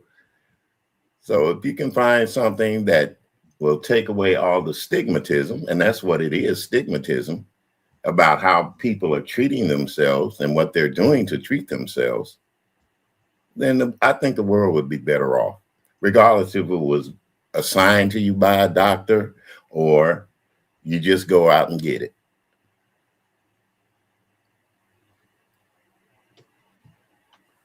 What makes you, well, what I'm saying is I have to take Xarelto every morning now because I had a blood clot. And to keep me from getting those blood clots again, I know if I miss those damn things, something's subject to happen to me. But like Trish said, if she came up with that kind of product that I wouldn't have to take a pill, man, I'm changing up real quick. And that's the thing that I'm trying to explain. The thing about a business, you have to find or create a product that the consumer needs. And there has to be a demand for that product for it to be successful. Being in the cannabis business, I see that there is a need. The world is unhealthy. And people, more than ever before, is looking for solutions to help themselves in health, whatever health condition they have, even if it's obesity. You know, I'm not going to say cannabis will help you lose weight, but could you imagine creating a strand that is weight loss so people can stop taking those with no side effects? There you go. That's what I'm saying. If you create a strain like that, it should fall under the category of medicinal, not recreational. See what I'm saying? He's trolling now. He's trolling. He's trolling. Yeah, got to be. No, nobody. For anybody to. Why are you going to use it as recreational? Because it's recreational for that. It's recreational for that person. For that person, it's recreational. Period. Regardless if you got a prescription or not, it's still recreational. Prescriptions are recreational if you really want to get technical about it. If it's for losing weight, then yeah, it will fall under for like prescribed. Like, okay, if you want to lose some weight, it's like Ozempic, or like, you know, they're coming out with some new shots, something like similar to Ozempic, like, you know, it's prescribed and shit. You're not gonna prescribe that as, you're not gonna label that as a recreational Ozempic. No, yeah, those same drugs now, those same drugs have side effects. Those same drugs have side effects. If you sit back and look at a commercial and listen to the side effects that these drugs have on different people, it's crazy work. It would make you, yeah, it's crazy. It makes me wonder about, even if I was overweight, would I want to take that damn Ozempic? Come on now. Kidney stones in your blood, urine infections, and you know, you can have infections around your anal and genesis. That's taking Jardians. Okay, trouble breathing or swallowing. Come on, man. If I can smoke marijuana and don't get that, if I can smoke me a joint and don't get that sick, I'm going to that before I go to that damn Jardians. Period. I'm sticking to what I said. Like, medicinal cannabis is only meant for people who actually need it. It's not for recreational. It's not for other losing weight. No, it's for medical reasons. That's why a lot of people have been pushing for that. and they're trying to have it take it serious.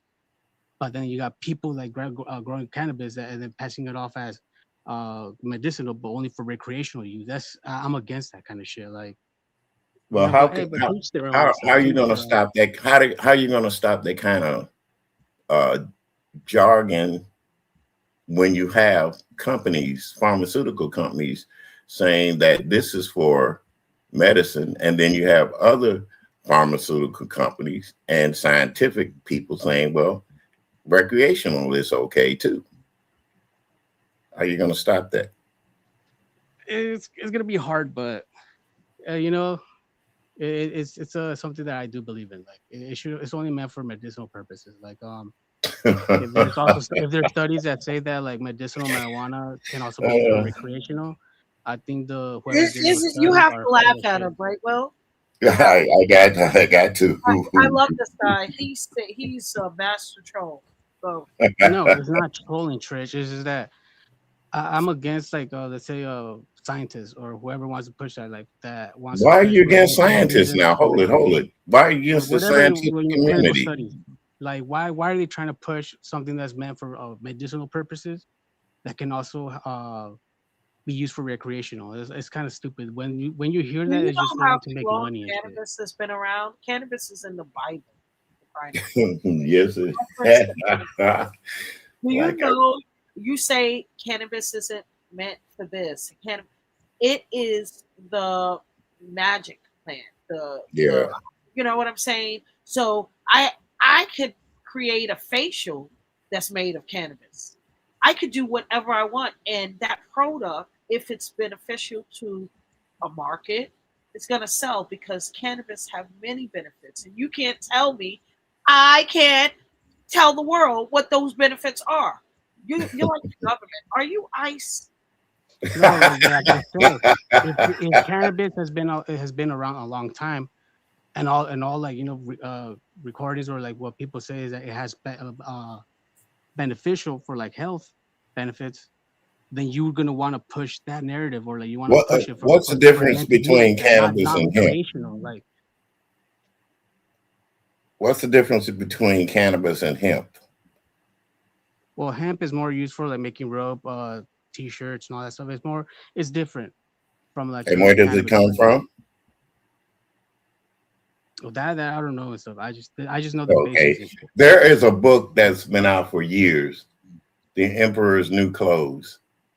If you would go to the library and try to ask for that book and read it, it'll tell you all about the marijuana culture from day one and even now, the way marijuana has been used as a medicine, as a byproduct of other products in our lives. So regardless, even before they came up with medicinal and recreational, it was still a recreational product and used in medicine. Well, I wouldn't consider that recreational. I think I would consider that for medical reasons. Like if there's more evidence that is for medicinal reasons, stick to medicinal reasons. And if there's very few for recreational, I want to tell it's like you, why use it for that? Like what you're gonna be more focused on for the medicinal purposes. right? And you know what you're focused on? Words. I feel Yeah.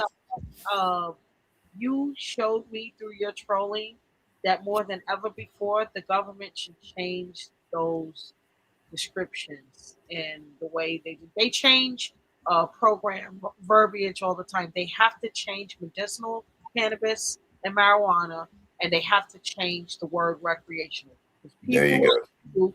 will you will kill a whole nation off of words.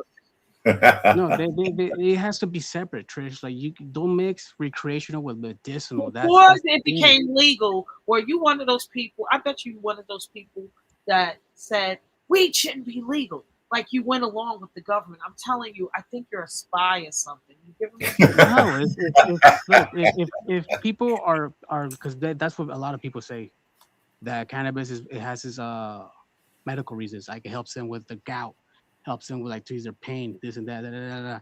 Well, until you get those kind of things, things, and the doctor will tell you, hey, look, I'm going to recommend you smoke this for your gout. Until you get those kind of things, you can't say how it affects other people. See what I'm saying? Medically, it does wonders, but also for having fun, recreational. If you just want to smoke around the house and be yourself, it's good. You can't separate the two. Because anything, when it comes to marijuana, if you're smoking marijuana, I guarantee you there's something that's going to help you, and you may not know it then, but you'll know it now later on in life. I agree. I can't believe I'm agreeing with almost everything Will is saying in this conversation. I love you, Will. Smash it. I love you too, Trish. I Smash believe it. that. And I like this commentary you have tonight about cannabis and everything. So here's the thing. I spoke briefly about the idolizing celebrities. You touched on that during this conversation, so you must have been here.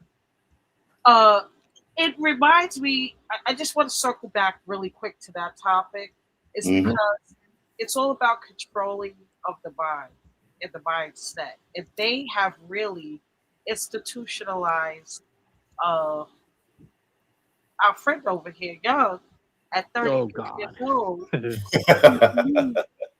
this bullshit. Yeah. Like, celebrities are humans, but they are trying to be social influencers just like we are. We're humans and we're regular. Thank you. So I see the comparison and the paradigm shift of the world right now.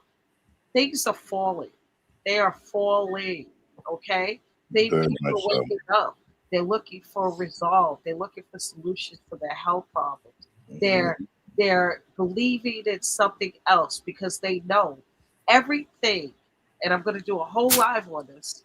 Everything you know, everything you was taught. I don't care how much you think you know, how genius you think you are. Everything you know in life is a lie. It's all a lie.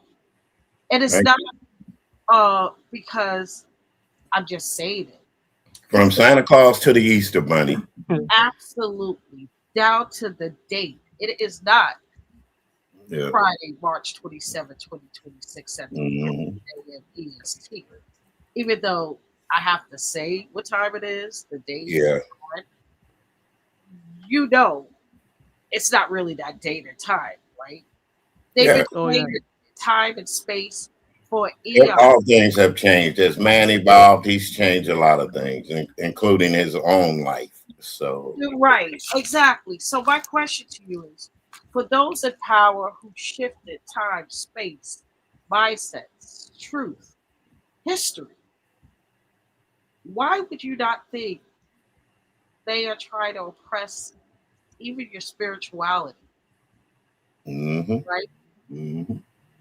I know everybody is big on Christianity, and power to the people.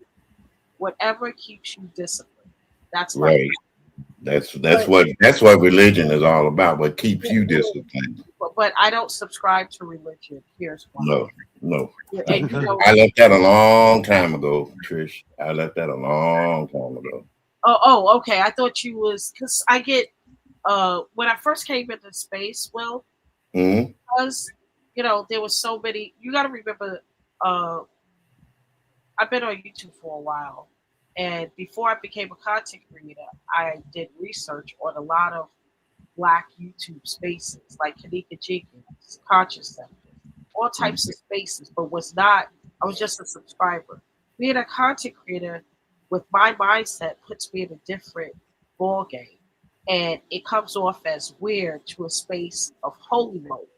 The Jay Wilsons back in the day, the Treacy's back in the day. I didn't. I never subscribed to any of that church. So I was cool with them. I'm still cool with them. As you can see, I know how to maintain relationships, but I never subscribed to the integration of the church religious space into the beef sector ever. Right. And that's because I came on with who I am. So my thing is, if the world is pushing religion and there's so many denominations and different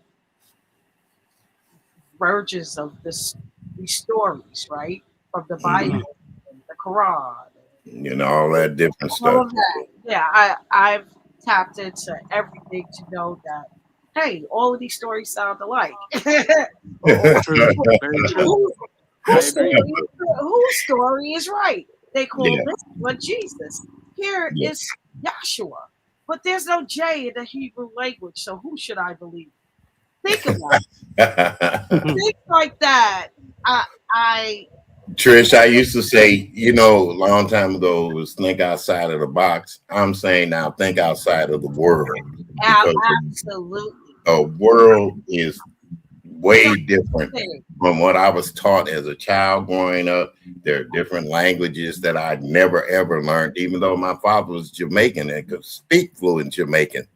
He did not Nice, teach nice. it to me. You see what I'm saying? And my mother was a Baptist woman. He was a Catholic man that married a Baptist woman. Did Wow. that make it? Did that make it any different for them? No. It No. was the way the outside world looked at it. You see what I'm Exactly. saying? So Mm. Some religions are very strict. very strict. I'm a Very strict. spiritualist, and there's different type of spiritualism hmm that people practice. I don't call myself practicing. I call myself honoring. So that should tell you uh, where I am with my journey, right? Yeah. I'm still on this huge journey.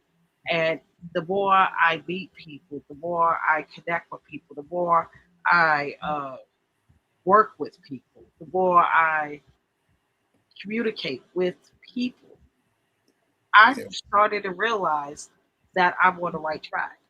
That's cool. Well, That's cool. let Yeah. me tell you something. I have met the rich and the famous, and I've met the poor and the famous. So I've been And around. everything in between, Will, and Yeah, everything in between. Everything yeah. in between. So when I'm here and I have so much life, more life to live, of course, but in I guess it would be considered middle aged. I realized that I grew up faster, and I really paid attention to moments that helped me today. I didn't Right. waste my life. I refused to do that because I saw so many people in my family do it. Right? I'm Right. never. I had so many adults in my family. I looked at and said, "I will never do that. I will never be this way. I will And never." that's what we all say growing up as children. Even I said that. I'm not going to raise my kids the way my parents raised me. Exactly. True. Exactly. But Yeah. there are certain things that I wish I had a done with my children to instill upon some of that wisdom that the old folks had back then Absolutely. in bringing up their children. You know, So and I say all of that to say about the religion versus spirituality. mhm. The elites do not believe in Jesus Christ. None of them do. They want you to go to the church and to pay your tithes and Yeah, yeah, about this, but they're on a whole nother level. And they're that's willing they cast spells on the what they consider us debt slaves every single day, 24 hours a day, 7 days a week. And I want you right. guys to take a look and listen to this. And then we're going to circle back to cannabis talk. Smash that like button. The artist who Hey did the Trish, song I'm a 6'7", which we told y'all was demonic, talks about which religion he is from. And I'm sure it comes to nobody's surprise, he's from the same religion that Beyonce is from. Check this out. Me, I don't. First off, I don't do voodoo though. I don't do voodoo. I do palo. I do palo. And you know, there's a lot of different branches of it though. So basically, to make it clearer and make it real simple for you though, so you can get an understanding. If you ever trying to do research, you search up Ifa. Search up Ifa. It's different branches of it though, but just to make it real simple to you, just search up Ifa. I do Ifa. And that's my religion, and I'm born into my religion though. Like I'm a born Santo. My mother is Santo. My grandmother is Santo. Like I was born into my religion though. So it's not like something that I just like I was Christian and I just like I'm born Santo. Could you break that down for me? Like I'm the dummy here. Yeah, a lot of people ask me to break it down though, but when you ask me to break it down though, what's the Like for meaning me, of what you? is the simplest understanding of what your religion is? Because what's your religion? Christianity. All right, so that's like me saying, can you break Christianity down to me? To me, Yeah, you get what I'm saying? Though? Absolutely. So when people ask me that question, it's kind of like, well, I got. That's one of the most craziest things I've ever heard. If you're a Christian and somebody asks you to break it down, you better be able to break it down. What are we talking about here? I guess what is your natural belief? I believe in God just as well as you, though. I believe in God. I believe there's one God. Yeah. I believe there's one God, but we do have ancestors. We all have ancestors that we could tap into, though, and it's. Yeah, he's talking about like Orishas, like Beyonce is always talking about Oshun, or Summer Walker's always talking about Oshun. Different people love bringing up Oshun. He's talking about different Orishas, and they make altars to these individuals. Altars. Like they really about to eat the food. Ancestors that we could tap into, though, and we could. It's a lot of things that you could do with your ancestors, also known as your Orishas, though. It's a lot of things that they can help you with, though, because we got ancestors watching over us, and it's a lot of stuff that you could talk to them about. Nice. And it's a lot of things that you could do, though. It's ancestors for everything. We have a lot of ancestors, and like for example, one of my I'm crowned by Chango, but one of my favorite ancestors, one of my favorite Orishas, though, that I like really into is Agun and his life story, though. Agun, and he's the honorable of all metal, though. So, and I feel like just being in the street. Wow, smash that one. First question off, I'm going to ask, why did he have to hide his face when talking about his religion if he believes in it so much? Because he's in the industry. Oh, okay. So in other words, he's in the industry, but he believes in a certain religion. And I'm just wondering, did his religion get him into that industry? I don't know. Hold on. So here's the thing. That's an excellent question. And two things can be true at the same time. I believe that he how would you say it? Overstimulate. Oh, hold on. Let me get this because it's late. I can't even say the word. I hope you know what I'm saying. over sensitizes or whatever. No. See, no. You know the word too. Yeah, I did. You know, just spell it I can't think like you young people nowadays. I'm just going back to the old folks' ways. He's trying to convince me, like James Jones did a lot of people back in the day. So no, I'm not buying that from him. Okay. There you go.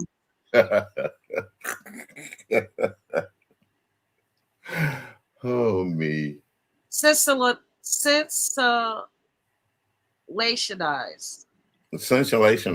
Oh well, whatever. Trish. Yeah, that's the word. Okay. But it was like earlier. I would have been like on it. Right now, on this chase with my leg up with ice on it. Yeah. For my leg and everything, and I'm just relaxing. Well, that's what you're supposed to do, dear. Believe it or not, I'm laying up here with my leg propped up, relaxing, talking to you. So it feels so good to just chill. Yeah. And watching television too. Right? Well, I'm watching television. I'm watching a show that's on HBO, and I got the words at the bottom of the screen, so I don't miss out on what they're saying. Hey, yeah. Will is, I had Tennessee whiskey. I should be on your TV. Knock it off. So, no, dear, I got you're here with me, okay?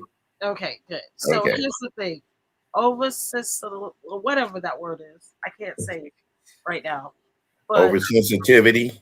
yeah, whatever. Sensationalized. Over sensationalizing then. Yeah, there it is. Wow. Okay. So I really think that he's tapping into that because he's an artist. I do believe he's Creole and he had this spiritual upbringing with his family, and that's fine. When he got into the industry, they thought it was fascinating and cool, Yeah. similar to like the male Erica Badu. So I think that's what you're seeing. Mhm. Well, like I said, I've met all people. I've met Tyrone Davis, Millie Jackson, and when it all boils down to it, as entertainers, they're human beings. They have their own thought process about entertainment and how people should have been back then. But like I said, going to the parties, even the after parties after I did a set, I seen it all laid out in front of me. If you don't partake in it, then you come out looking good. You come out sober, just like you went in sober. You should feel better about yourself. You don't follow the leader, as they say. Or you don't do as the crowd does. If everybody jumps off a bridge, I'm not jumping with you. No. Number one, I can swim, but it just might be that I might hit a rock. So no.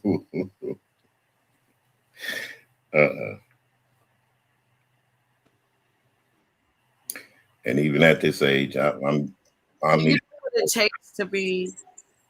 If you see how the world, we were talking about the world earlier. Right? If you see how the world is, and the forces that Black people, chosen people are up against with the world, celebrities, Black celebrities, right?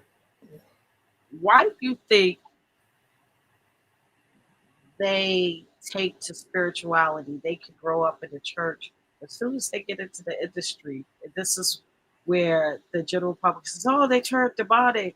They got into occultist activity. They flipped the script. They were supposed to be all about Jesus Christ, and now they have altars and things like that." Why? Well, don't you think they said the same thing about Sam Cooke when he was with the Soul Stirrers? Don't you think they said the same thing in a different light when Aretha Franklin was in church with her dad back then? Don't you think that's the same thing that's going on back then than it is now? Nothing changes. It remains the same. We just use different terminology. We use different words for it. You know, when Sam Cooke left the Soul Stirrers and started singing on his own and was doing, as they say, secular music, the same people that were in church with him listening to it went out and bought his records because he made them feel good. Okay. So you have to look at things, why or how come, because that's the way, to me, there's a song called "That's the Way Nature Planned It." God has a plan for everything. If he can take a person out of church and put them into that industry, yeah, it makes money and all that stuff. But other people that are downtrodden and feel bad about themselves can listen to it and feel good, then he's done his job. Okay, I pose the question: why does so many Black celebrities adopt spiritual practices? They adopt the spiritual practice, I believe, because the way the world is thinking. They're thinking you have to believe in something. You have to believe in something. And even if they don't believe in it, they're going to adopt it anyway. Remember Which Way Is Up? When the Pointer Sisters and Richard Pryor came out singing, "If you got to believe in something, why not believe in me?"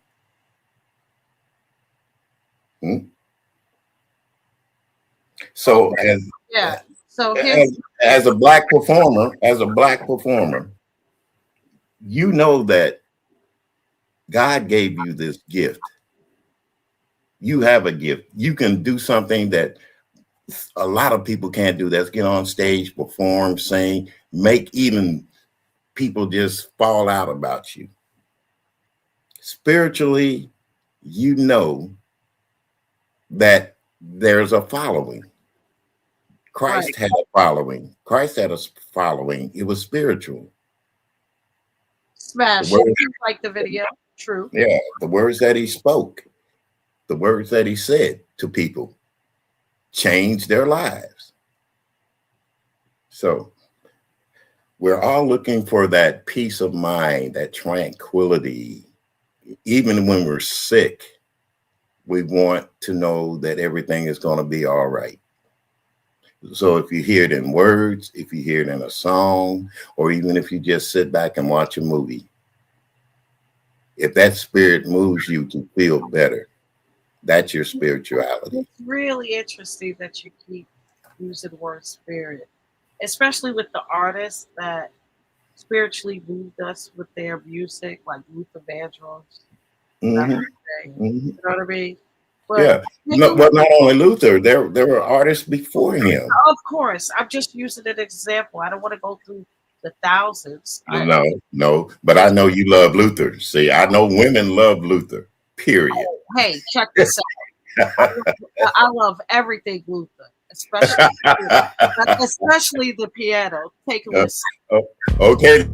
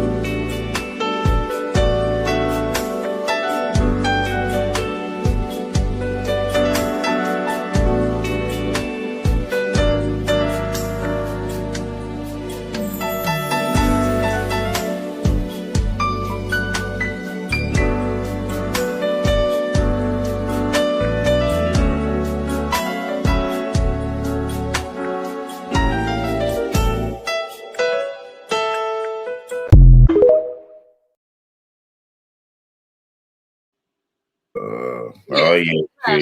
I would listen to that quicker than I would listen to Luther sing. You know why? Because it has that soothing, calming effect. Playing an instrument.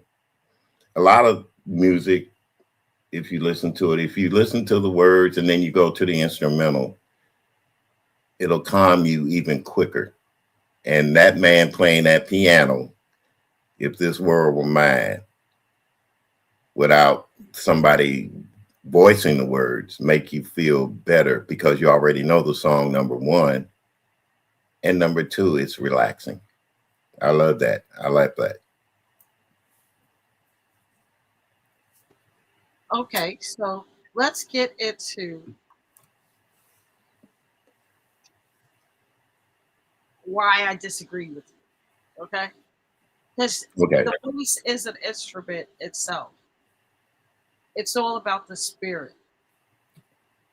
I believe the way Luther executed his music, similar to Whitney Houston, similar to thousands, on top of thousands of naturally untrained artists that just was born with a gift. They may have passed on, but these people are still doing covers. All different varieties of covers. Right. Singing with drums, trumpets, violins, voices, acapella with music over his voice, all different types of versions of covers. But I always select less is more. Who moves me? My spirit. Just like Luther did the first time I heard these songs. So you heard one with the piano and you said, oh, it's an instrument. I played this earlier. We're going to run this back and then get into the occult activity with celebrities real quick. But you got to hear this woman, and you can even see it, that the spirit is leading her in song. And that's why what separates the manufactured, talented, or so-called talented artists to the naturally talented artists. They don't make them like this. Okay. This world were mine, I would place at your feet all that I own. You've been so good to me. If this world were mine,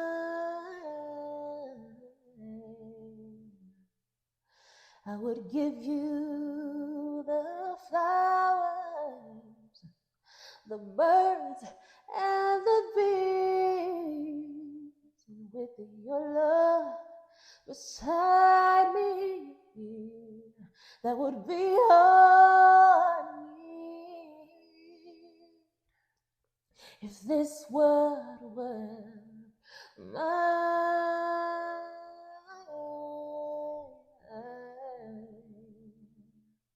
I'd give you anything.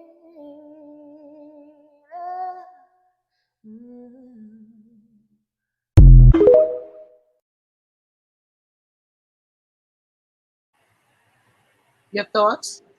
That's even beautiful, spiritual wise. That's her spirit singing that song. Exactly. That's her spirit singing that song. Exactly. And that's why I like to do these searches on social media, because the beautiful thing about social media, because it does have an evil part inside to it that we all know, but the beautiful part is coming across spirits and individuals like that. She's not famous. She's no her, but it was absolutely breathtaking, and I played it like 100 times today. Yeah, she's not signed or anything like that. It's there's no music. There's nothing. Right. Nothing. It's just natural. You know what I'm saying? Yeah, a cappella. A cappella, like groups used to sing back in the days, singing a cappella without the music. Yes, very, very beautiful. Very, and it. Nobody knows me like you do. Nobody gonna love me quite like you. Can't even deny it. Every time I try it, one look in my eyes, you know I'm lying, lying. Body to body, skin to skin. I'm never gonna love like this again. You were made just for me. You were made for me, only for me. And you were made for me. You were made for me, made for me. I love acapellas. Yes, that's beautiful, and to see young people doing it, still doing it. Absolutely. There you go, Will. There you go. There you go. So let's revert back to our conversation about spirituality versus religion, or vice versa. Mm-hmm. And let's talk about the reason why many celebrities adopt spiritual practices when they become a celebrity, when they enter into Hollywood and why do you think they do? Let's take a listen to this. Smash that like button, and we always exercise the fair use act. Let's go. Black celebrities who practice witchcraft or the occult. Number 1, Solange Knowles. Solange, Beyoncé's younger sister, is not only unique in music, but also shows a keen interest in spiritual rituals and energy practices. She once revealed in an interview that she uses meditation and energy purification to maintain creative inspiration. Number 2, Kellis. Kellis became popular with Milkshake and later focused more on occult culture and herbalism. She has a deep knowledge of ancient therapies and astrology, and has even prepared her own energy cuisine. Number 3, Azealia Banks. Azealia often openly talks about her interest in the occult on social media. She bluntly said that she had tried some ritual practices with bold words and constant controversy, so she frequently became a hot topic. Number 4, Erykah Badu, Queen of Souls. Erykah Badu has been openly talking about topics like astrology, tarot, crystal healing, and more. She combines the occult with art and is called the intersection of music and metaphysics by fans.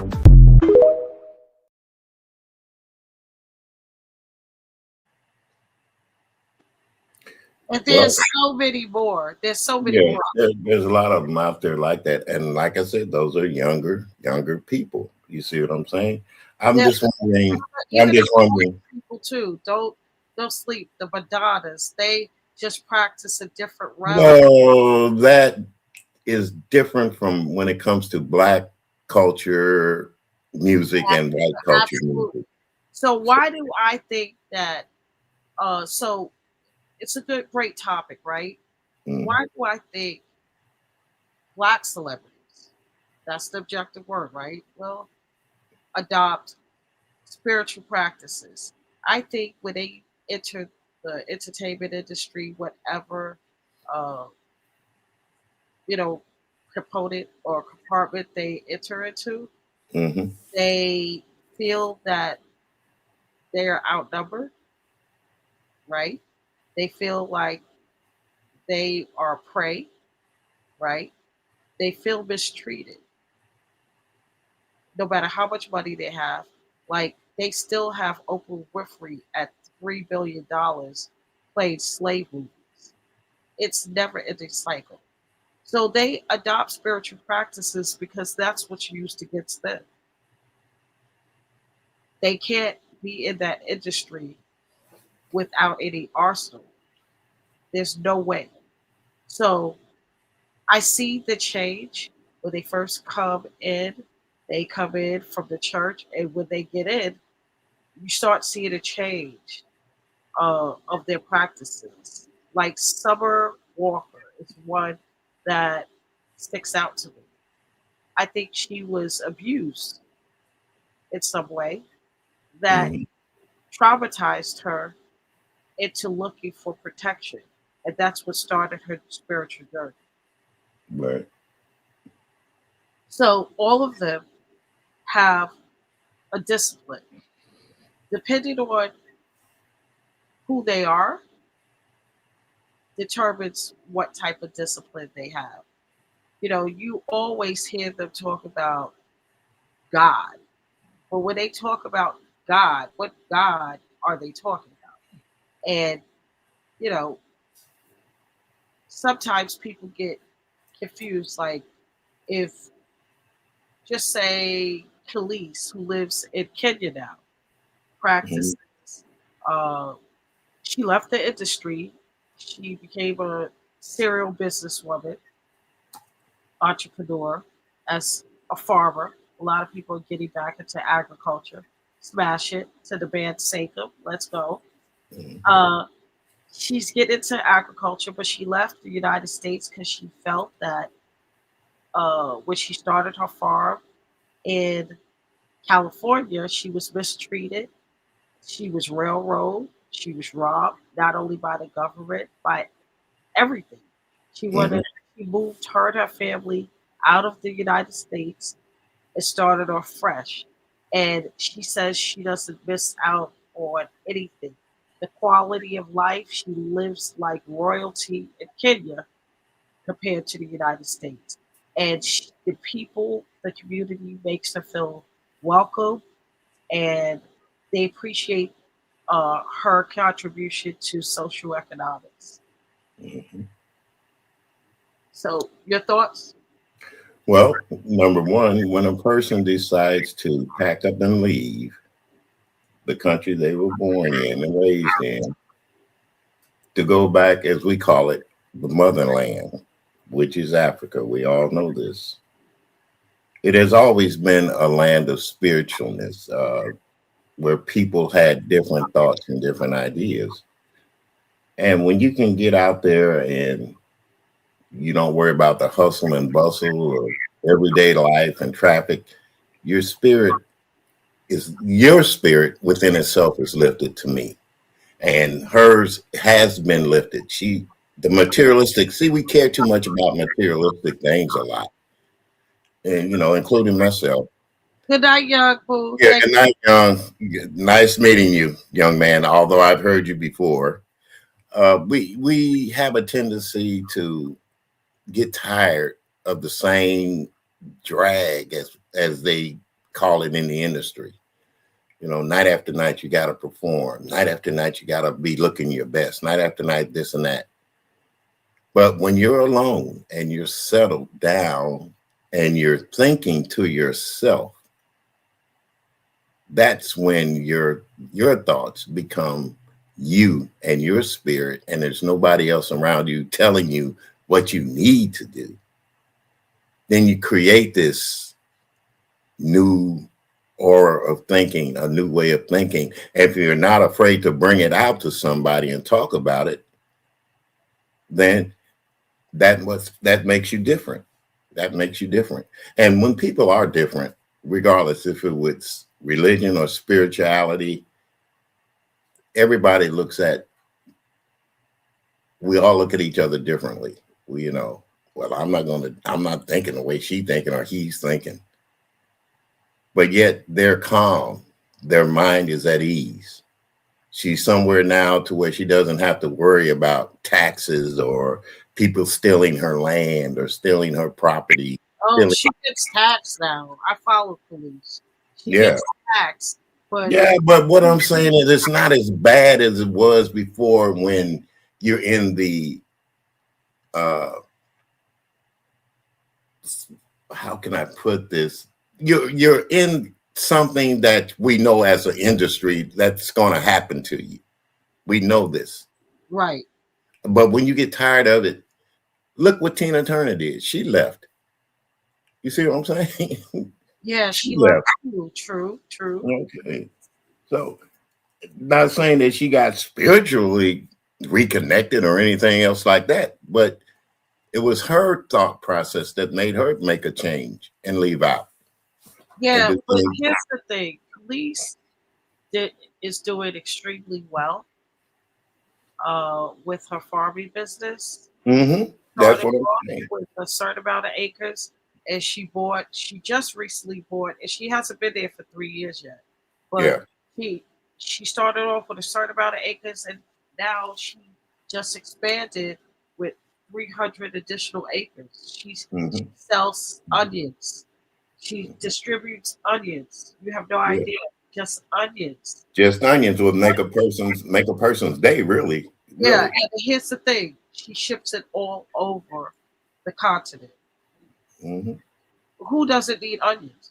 Think about it. Well, that's number one. That's entrepreneurship at its best. Yes. And number two is doing something that makes her happy. I don't care. Trust me, Trish. When I was doing DJ work, when I was DJing, it didn't make me happy. Certain nights didn't make me happy. I had to find that niche to where after I was done with my set, I could get somewhere and be alone and not think about all the rigmarole that went on. You see what I'm saying? So spiritually, I had to go into my inner self to make myself feel better and forget about the nights. And now that I'm even older, I go within myself more deeply. I can appreciate those things. But again, I appreciate now even more. Sitting on my front porch, still being able to get up and walk in the morning, just to be thankful that I'm still here at 75, hopefully in May 76. But it's within me, within myself, that has me at peace now. Yes, you must live for your peace and purpose. Right. If I'm not happy with myself, how can I be happy with anybody else? Exactly. Amen. Good morning, Shawnice. Good morning, dear. How are you? Smash it. Yeah. And people want to know, this man have been up all night. Yes, I have, because Yes, well, I haven't been up all night, but well, I have. Yeah. That's because, see, that's another thing. A lot of people don't know about me. I tell them about myself. I do have insomnia, and there are nights, even when I'm not even here on YouTube, I might listen to it, but I'm doing other things. Yeah, I have. That's a part of my diagnosis that I Yeah. have problem sleeping. So I may fall asleep early, but I'll wake up, I'll get online, and I'll go back to sleep, and then wake up. Right. And it's not because I have old man's disease or something like that. It's just something I've had, and even when I was younger. You know, I could go 3 or 4 days without sleep. Yeah, I used to be like that in college. Yep. And then when I did crash, hey, I crashed for a day or two, you know, so, but no, it's what we have within ourselves. Do you think those habits turn into mental health issues later on in life when you do it? It does when you don't look into it. It will if you don't look into it. Okay. So that's why I say it is very important for Black people, especially, not to be afraid to go to a therapist and talk about how you feel or what's making you feel certain ways. It doesn't hurt to do that. You know, even if you're in your 50s, you know, your 40s, let them know. Let somebody know. Because if you don't, you're just festering. You're going to blow up, really. And then one day you're going to wonder, well, why did I blow up like that? Instead of really realizing. That made me think of something as soon as you said that. Mm-hmm. I, as you know, I recently came out with my transparency of my diagnosis, and talent was like, oh my God, this was a big deal because everyone knows that I'm private. For me to do this, and it was really important to me.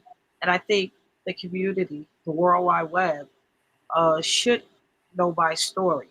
But then he tries to shame me, says, you know, well, I don't have a mental illness because I said, what are you diagnosed with? Right? And he goes, well, I don't have a mental illness. And he's the prime example of how many people will proudly say that and will have, if they ever go under an evaluation, they're going to come out with a plethora of it. There's no shade to him.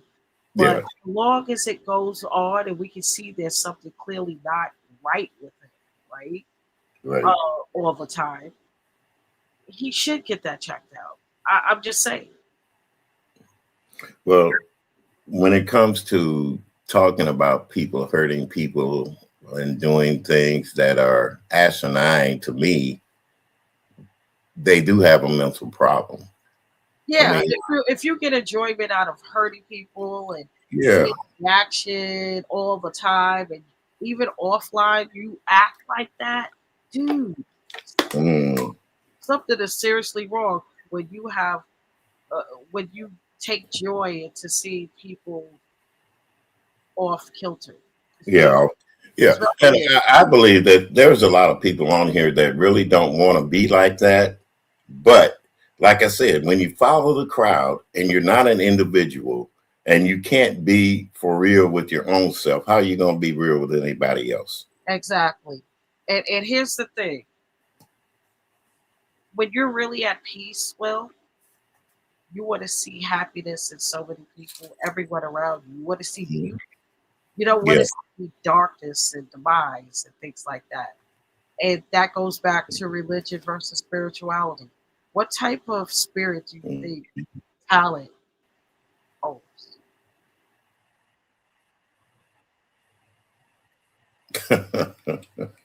Just comment. Now, if I just commentating and thinking about it, it's the devil within himself that won't allow him to really enjoy life. He's probably afraid of what he's going to lose more if he's more truthful and fun with people than he is, you know, showing out.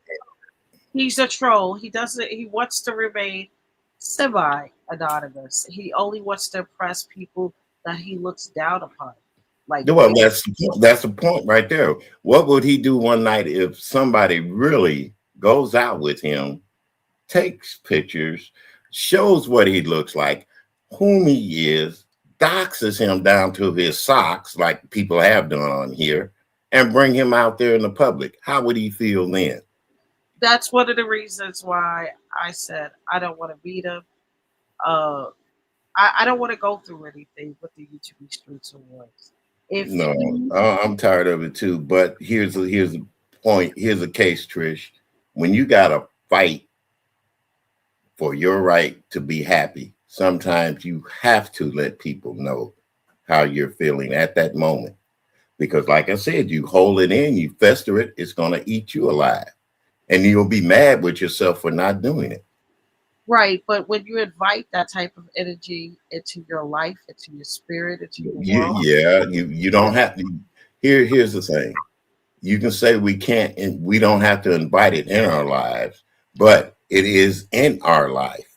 Like I said, even with the world, it's in everybody's life. Something or someone is going to try to cut you down, no matter what you think or how you think. Oh, absolutely. So let me ask you a question. Look at the boards. You see the buildings? Mm-hmm. Mm-hmm. What are the signage on the buildings?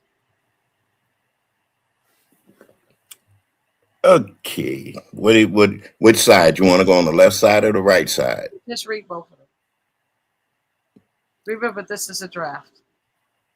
Oh, okay. What I'm reading out of this billboard. All right. I'm looking at the artwork. I'm looking at all. Look at the signs on the billboards.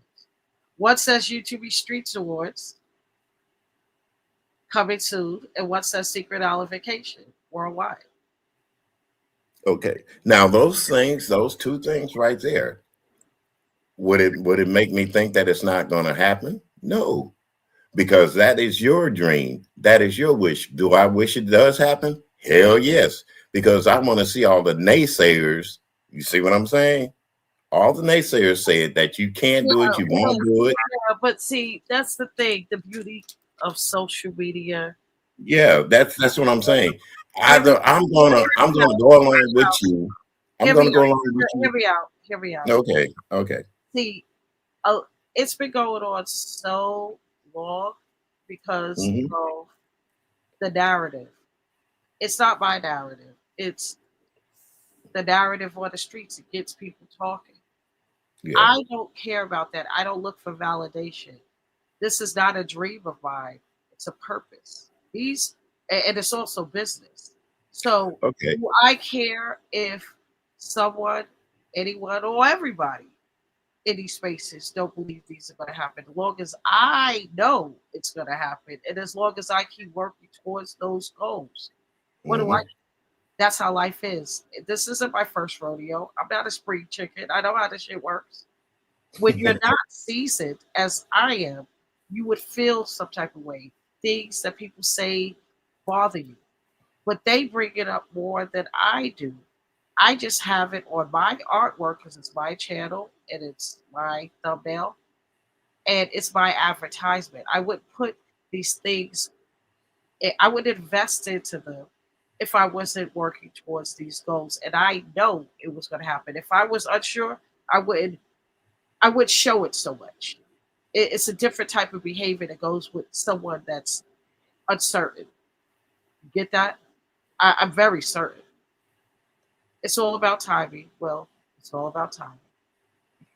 And it's about when the time is right, too. That's another thing. I'm actually glad you said that because I realized as time evolved, there's no way it could have happened before it happens. I can't say that enough.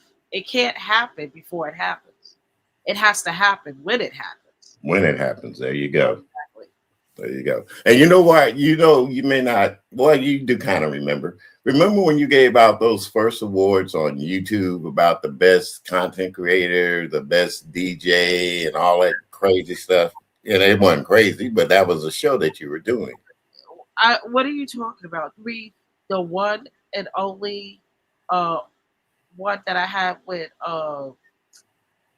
Crystal, Chef and Shade on Hushnmove TV. You talk about No, that no, one for no, the dear. year when I This is when you gave out awards for YouTube on YouTube, who you thought was the best this and best that. okay, so I never gave out awards on YouTube, Mm-hmm. but one year, and that's when I first came up with the concept, and I wanted to do that on Hushnmove Media channel to obtain the intellectual property. That year and every other year, I made polls on my old channel, which is gone now. Crazy work. But I'm glad that we recorded. But when somebody says, "Oh," they can bring up, "Oh, I didn't win this award because the community didn't vote for you." Yeah. I gave out money for years, years and years and years. Mm-hmm. I would call those awards. I would call them recognition, acknowledgments. Well, yeah, you gave recognition and Yeah, acknowledgement. those You were gave it awards. to me. You gave it to me, and I haven't forgotten that. You gave me a recognition, and I haven't forgotten it. You might have forgotten it or something like that, but I'll never forget. Right. Okay. Oh, here's I'll the never thing. forget. The main things that we want to do is we want to keep edifying us so we can keep the culture moving forward. Yeah, and you know what? It's also entertaining too. It was entertaining the way you did Well, it. well, the thing is, it's all marketing to keep people excited, engaged for the first real YouTube Streets Awards. YouTube Streets Yeah. Awards, So right? all of this talk, all these years, all of the recognition, all the donations, all of the support, all of this yap, even all of the bad publicity, it Mhm. still is being talked about. I Yeah. am so blessed. I am so blessed. So Yes. when you say, "Oh," when people talk negative about it, trust me, I'm just being smiling behind this avenue. I look at things differently. You know what I mean? Yeah, It's all I do. it's all positive because when they stop talking about it, we got a problem, Houston. Yeah. Okay? Yeah. And negativity is positivity when you're looking to do something. It's Yeah, your because it just shows me that everybody's waiting for it. They're yeah. waiting on it, and that's a beauty of it. So I'm not going to fail the community down and this endeavor down. But the key is when it launches, it got to continue every 2 years. By Mhm. so I can't launch it and did not do it for another 5 years. It has to be every 2 years, like clockwork. And the Well, reason, yeah, that's like anything. Once you start a show and you know that it's successful, you're gonna continue doing yeah, it. it takes about 2 years to gather up the. Yeah, it takes about a year to gather up the data and a year to plan Mhm. it. So it has to be 2 years apart. Right. But Right. the key is to start it. When it's not like a regular event, you have to Mhm. collect data from this Yeah. online space. You know the word commitment to your own self. Commitment. You make a commitment to your own self, and Yeah, you. well, I made a commitment to the community by creating this concept that, and Yeah. I'm the one who pushed it out here. I wanted people to talk about it, and I got people saying, "Oh, it's a great idea." First year, second year. When it Mm. finally happens, though, Will, do you know what type of uproar and movement that will happen in these algorithms? So you got to, Oh, well, you got to. It's not a yeah. small thing. You know how many people try to do this online, and they Mm. realize it's just not it. So I know what my call of duty is. That's why when this concept came in my head before the beef sector, I realized uh, what an uphill battle it would be because back then the spaces were different. There were no strict YouTube guidelines. It's slowly evolving and metamorphosing into the environment YouTube Streets Awards can launch and people take it seriously and it be a real accredited award system, opposed Right. to just something talked about. Right. And so I don't get any do-overs for this. So I don't care how many people talk and trash me. When it happens, they'll shut up. Oh, trust me, they're gonna shut the fuck up. Well, my darling, I may not be here to see it, but I do. I'm always wishing you well, and may What? your dreams Don't come say true. that. Don't say I'm being real. See that now? When I say stuff like that, don't say. I'm being really realistic about life myself. I'm being realistic about life. Okay, I could go out here and get smashed by a car, or some nut can come in a grocery store and shoot up the store. I understand that. Okay, so when I say that, I'm not expecting to be gone right there and then there or whenever, but I do have the realization in my heart, that's my spirit, that I'm not going to be here forever. But while I'm here, I'm going to enjoy it. Right. I'm going to enjoy the things that I listen to. I will tell you this with promise. You will be alive and kicking when YouTube Streets Awards is launched here in New York City. I promise. You ain't going nowhere before. You're going to see Secret Olification too. Well, thank you, darling.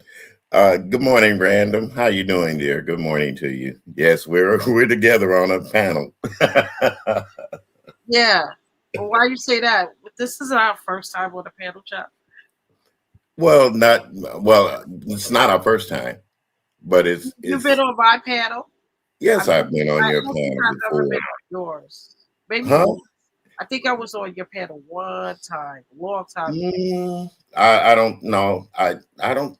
Well, in the chat maybe, but as far as us having a discussion like this where everybody can see us and hear it, no. I've been on your platform before. This isn't the first time with me and you being on a platform together, your platform. But even with my platform, just my thoughts. The only person that I can truly say that's been up there with me is Uncle Claude, because we're trying to do something for men, that men can relate to and talk about too also. Oh, absolutely. And I always appreciate you. I like talking with you when you're in the frequency of my space. Yeah. Well, I like talking to people at times. Isn't that selfish of me? No, it's not. Yeah, because you know why? Right. On people's panel, they control the rhythm. If we could use that descriptive word, the rhythm of the conversation, they control it. Sometimes it can get crazy. Sometimes they'll be all over the place and not structured and stay on topic. I don't like that. I like to keep vibrations high with a serious topics. I don't like to go off and get retarded. And I know what you're saying, and that's what I'm saying. I've gotten too old to get retarded, but in life, sometimes a little rain must fall. So, my thing is when Will is on the panel and I'm able to like vibe with him, you learn a lot from Will. He's been here. He's traveled the world. He's lived life. Well, yeah, let's not travel the world. I've been to one country, and that's when I went over to Japan before I was going to be shipped to Vietnam back in the 60s. I couldn't go because I already had two brothers over there, so that saved me. Okay, so you went to what country? So you traveled Okinawa. I was in Okinawa, Japan. Traveled abroad. Mm-hmm. Okay. And then I was what, 19? No, I was 20. Well, 19 really, 19, 20 years old, because I just got married at the age of 19. So my life. How do you feel about being on a platform with so many young people? Younger people? Yeah. I don't feel bad. I don't feel bad at all. Because I don't feel bad, but do you? I'm asking from a perspective of listening to them sometimes and just chalking it up as, oh, to their youth, opposed to just being ignorant or having. No, because there are some smart young people out here, Trish. I'm not gonna put everybody in the same category, the same box. Okay. Correct. So I've learned, like I said, through life experiences, what things have taught me about people in general. Everybody's not the same. There are some people out there with mental illness. There are some people that are such a geniuses that they have mental illness. So are you trying to say that I'm mental health genius? Well, what I'm saying is, if you don't realize that you need the help, nobody can help you. Well, I don't think I can't say that because I have to. I needed help. I really did need help. And you got it, didn't you, honey? Yes. And it makes you, and it does make you look at things differently now. It does make me look at things differently. It does make me look at how I viewed different things before. Things that didn't bother me at all, or I didn't think that it bothered me. Yeah, you didn't think that it bothered you, but deep inside it was eating you up. Yeah, and I couldn't figure it out before. So I'm accepting, how I'm wired. You know what I'm saying? That, to say the least. Well, yeah, we're all wired differently. And sometimes all it takes for one person to pull that plug on you, and then you're off in another area. You're in a different space. Now, I enjoy you more when you're cool, calm, and collected. And I know that's your thing. Smash it. But then when you get up there and you get boisterous, because I know when you're trying to say something or talk to somebody, especially on a panel, you get a little bit loud. We all do. Our vocals go up. You get loud and you say things to them and you do this. But to me, that's entertainment, number one. But number two, it's also showing that, hey, I would like to have somebody listen instead of making or trolling, as you say, cracking jokes. So it does. You're right, Random. You're right, Random. It's growth. Well, so sometimes, okay, sometimes I just want to let you know, I don't want you to be disappointed in me. Just sometimes I'm the troll. Sometimes. That's what I realized too, that sometimes you are the troll. So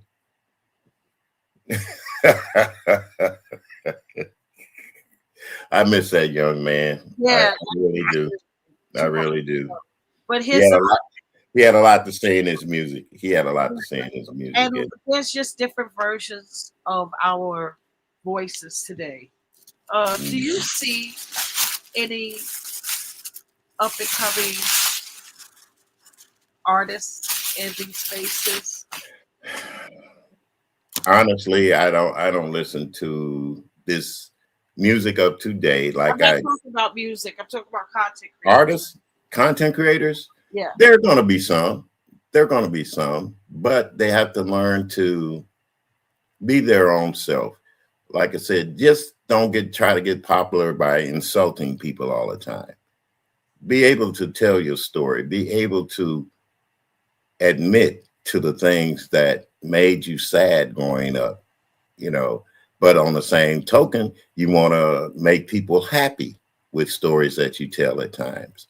Even if it might touch somebody, as they say, trigger them, they could see that you went and got the help. So why can't I do it?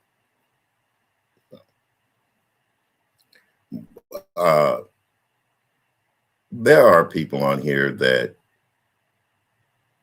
can do things and bring out the best if they're not worried about the materialistic stuff. When I mean that, the money, the likes, the thumbs up and all that crazy stuff that we've been kind of geared to saying every time we get on the line or go live. You let your people know that you appreciate them, that they listen, and that it wasn't a whole lot of name calling too. That's another thing. Yeah. That's what Why I'm is your saying. name Yeah. misspelled? Can I change that? It's frustrating me. Just my thoughts is spelled wrong. Yeah, you can change it. Oh my God. I know. I was doing it on my computer right quick because on the phone it comes up automatically. I was Okay, typing it there on you my go. computer. Thank you, I dear. you're welcome. Thank you, That was dear. so frustrating. Yeah, I know. But you know what? I didn't pay any. I don't pay any attention. I didn't pay any attention to it when I was typing it. I was in a hurry to get up here with you Yeah, and I the young man earlier. didn't want to interrupt you until you finish your little blurb, but when you was quiet, I wanted to Mhm. change it, but I thought there was a reason, so I didn't do it Oh naturally. no, dear, it's perfectly fine. I can admit I made the mistake in typing too fast. I usually I look do at it all the time, so don't yeah, apologize for that. yeah. I do it all Well, the I'm apologizing to myself because time. I normally do a second take and look and see what I have typed, and I didn't do it tonight. But that little J don't mean nothing. So, um, do you have any final words before we get out of here? Because we covered idolizing celebrities, paper chasing, cannabis talk, and we added an extra one: religion versus spirituality. No, the only thing I want to say is thank you for having me up here this morning. It was a pleasure being with you. And to all those that were up in the chat listening to us and forming your own opinions, I appreciate you guys for that. And I'm gonna say it don't mean nothing, but it means something to her. Hit the thumbs up button, you guys. Okay. Random, thank you.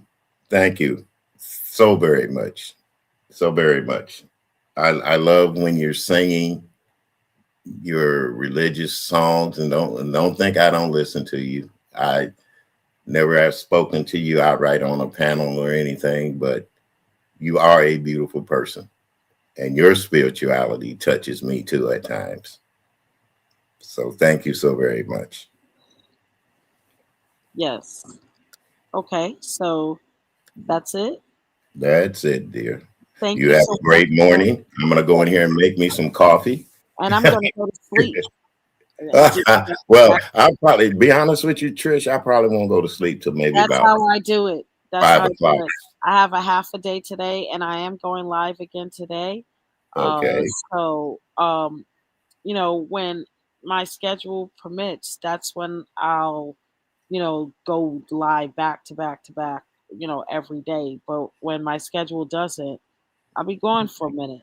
So I got to keep myself in the algorithms. This is brand new channel. We have so many topics, so much content. I have content on top of content, and it does lead somewhere. It's all a message. I Yeah. love messaging. So thank you for joining me. Oh, Well, you're welcome. always a pleasure, and I look forward to seeing you next time. Smash that Oh, like you button and smash smash it, your you guys. thoughts. Hush. And thank you, Random, for being up here with us. Thank you so very much. You are a queen too. Very beautiful. Thank you. Sleep well. Thank you. Thank you. That was William Carruthers, guys. Young was up here with me earlier. Oh, Young was up here with us earlier. He took it down. I'm about to take it down. We had a really great show. Lots of coverage for celebrities, idolizing them. So much of that going on social media. They're humans. They're human, just like us. And everything that glitters is not gold. And is paper chasing healthy? Depending on what do you mean by paper chasing? Everyone has to make a living. Everyone. But when you are living to chase money, you need to reevaluate your purpose because money isn't real. And it is a ritual. When we all leave this world, this dimension, we can't take it or anything with us. The way we came is the way we go. So it's really important that you understand who you are and what your purpose is. Greatness lives inside of all of us. So I really encourage you to tap in. Hush. We also talked about cannabis. We're going to continue these conversations. It's so much. These topics are so healthy, so dense. You can never just cover it in one show, but there'll be compilations of these topics mixed with other topics that blend with other topics so it could flow. And we have open panels, so we invite you to discuss it, give the world your perspective aside from mine. And I open my platform up to each and every one of you to weigh in on these topics. They're very important. We also talked about an additional topic, religion versus spirituality, with why does so many black celebrities adopt spiritual practices? That was when it got thick in here. Mr. Will did wonderful. It was really deep. And we exercised the Fair Use Act with showing demonstration clips of videos of those celebrities that have tapped into the occult practices. You know, we also dropped links and sources from universities and the National Library of Medicine on cannabis. So take a look, grab those links up for your educational purposes and do your research. It's a lot of reading. And look out for more visual art. I speak through my graphics and culture news. It's all about the culture on Trish. It's only about the culture on Trish. Okay? Y'all see the artwork. Y'all see the symbolism. Y'all see the icons. This is what culture news is all about. And we are going to explore each and every avenue together. So, welcome to the community of Trish. Smash that like button. It's important to smash the like button so I can get into the algorithm. YouTube can send me out and recommend me to people just like you to tap into conversations like this. So please like, share, and subscribe. Smash it. Smash it. I hope you guys enjoyed culture news and you're enjoying it. We're about to get out of here. Thank you so much, Will. I really enjoy you. I'll see you next time. If you wish to support the channel, send the cash app. I'll send your heart back. $ Hush and Move. $ Hush and Move. And I appreciate each and every one of you. Thank you for watching. God bless. And I'll see you tomorrow for the next culture news topic. Good night. Hush.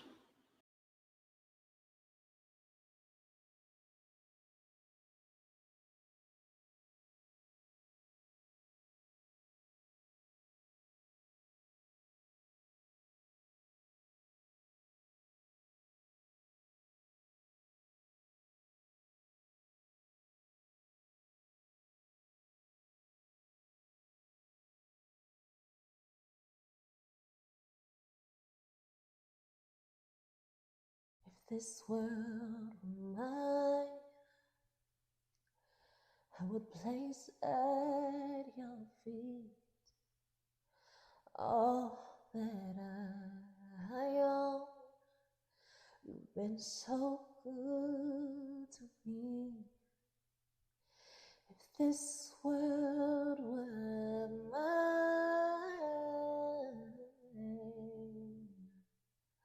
I would give you the flowers, the birds and the bees, and with your love beside me, that would be all I need. If this world were mine,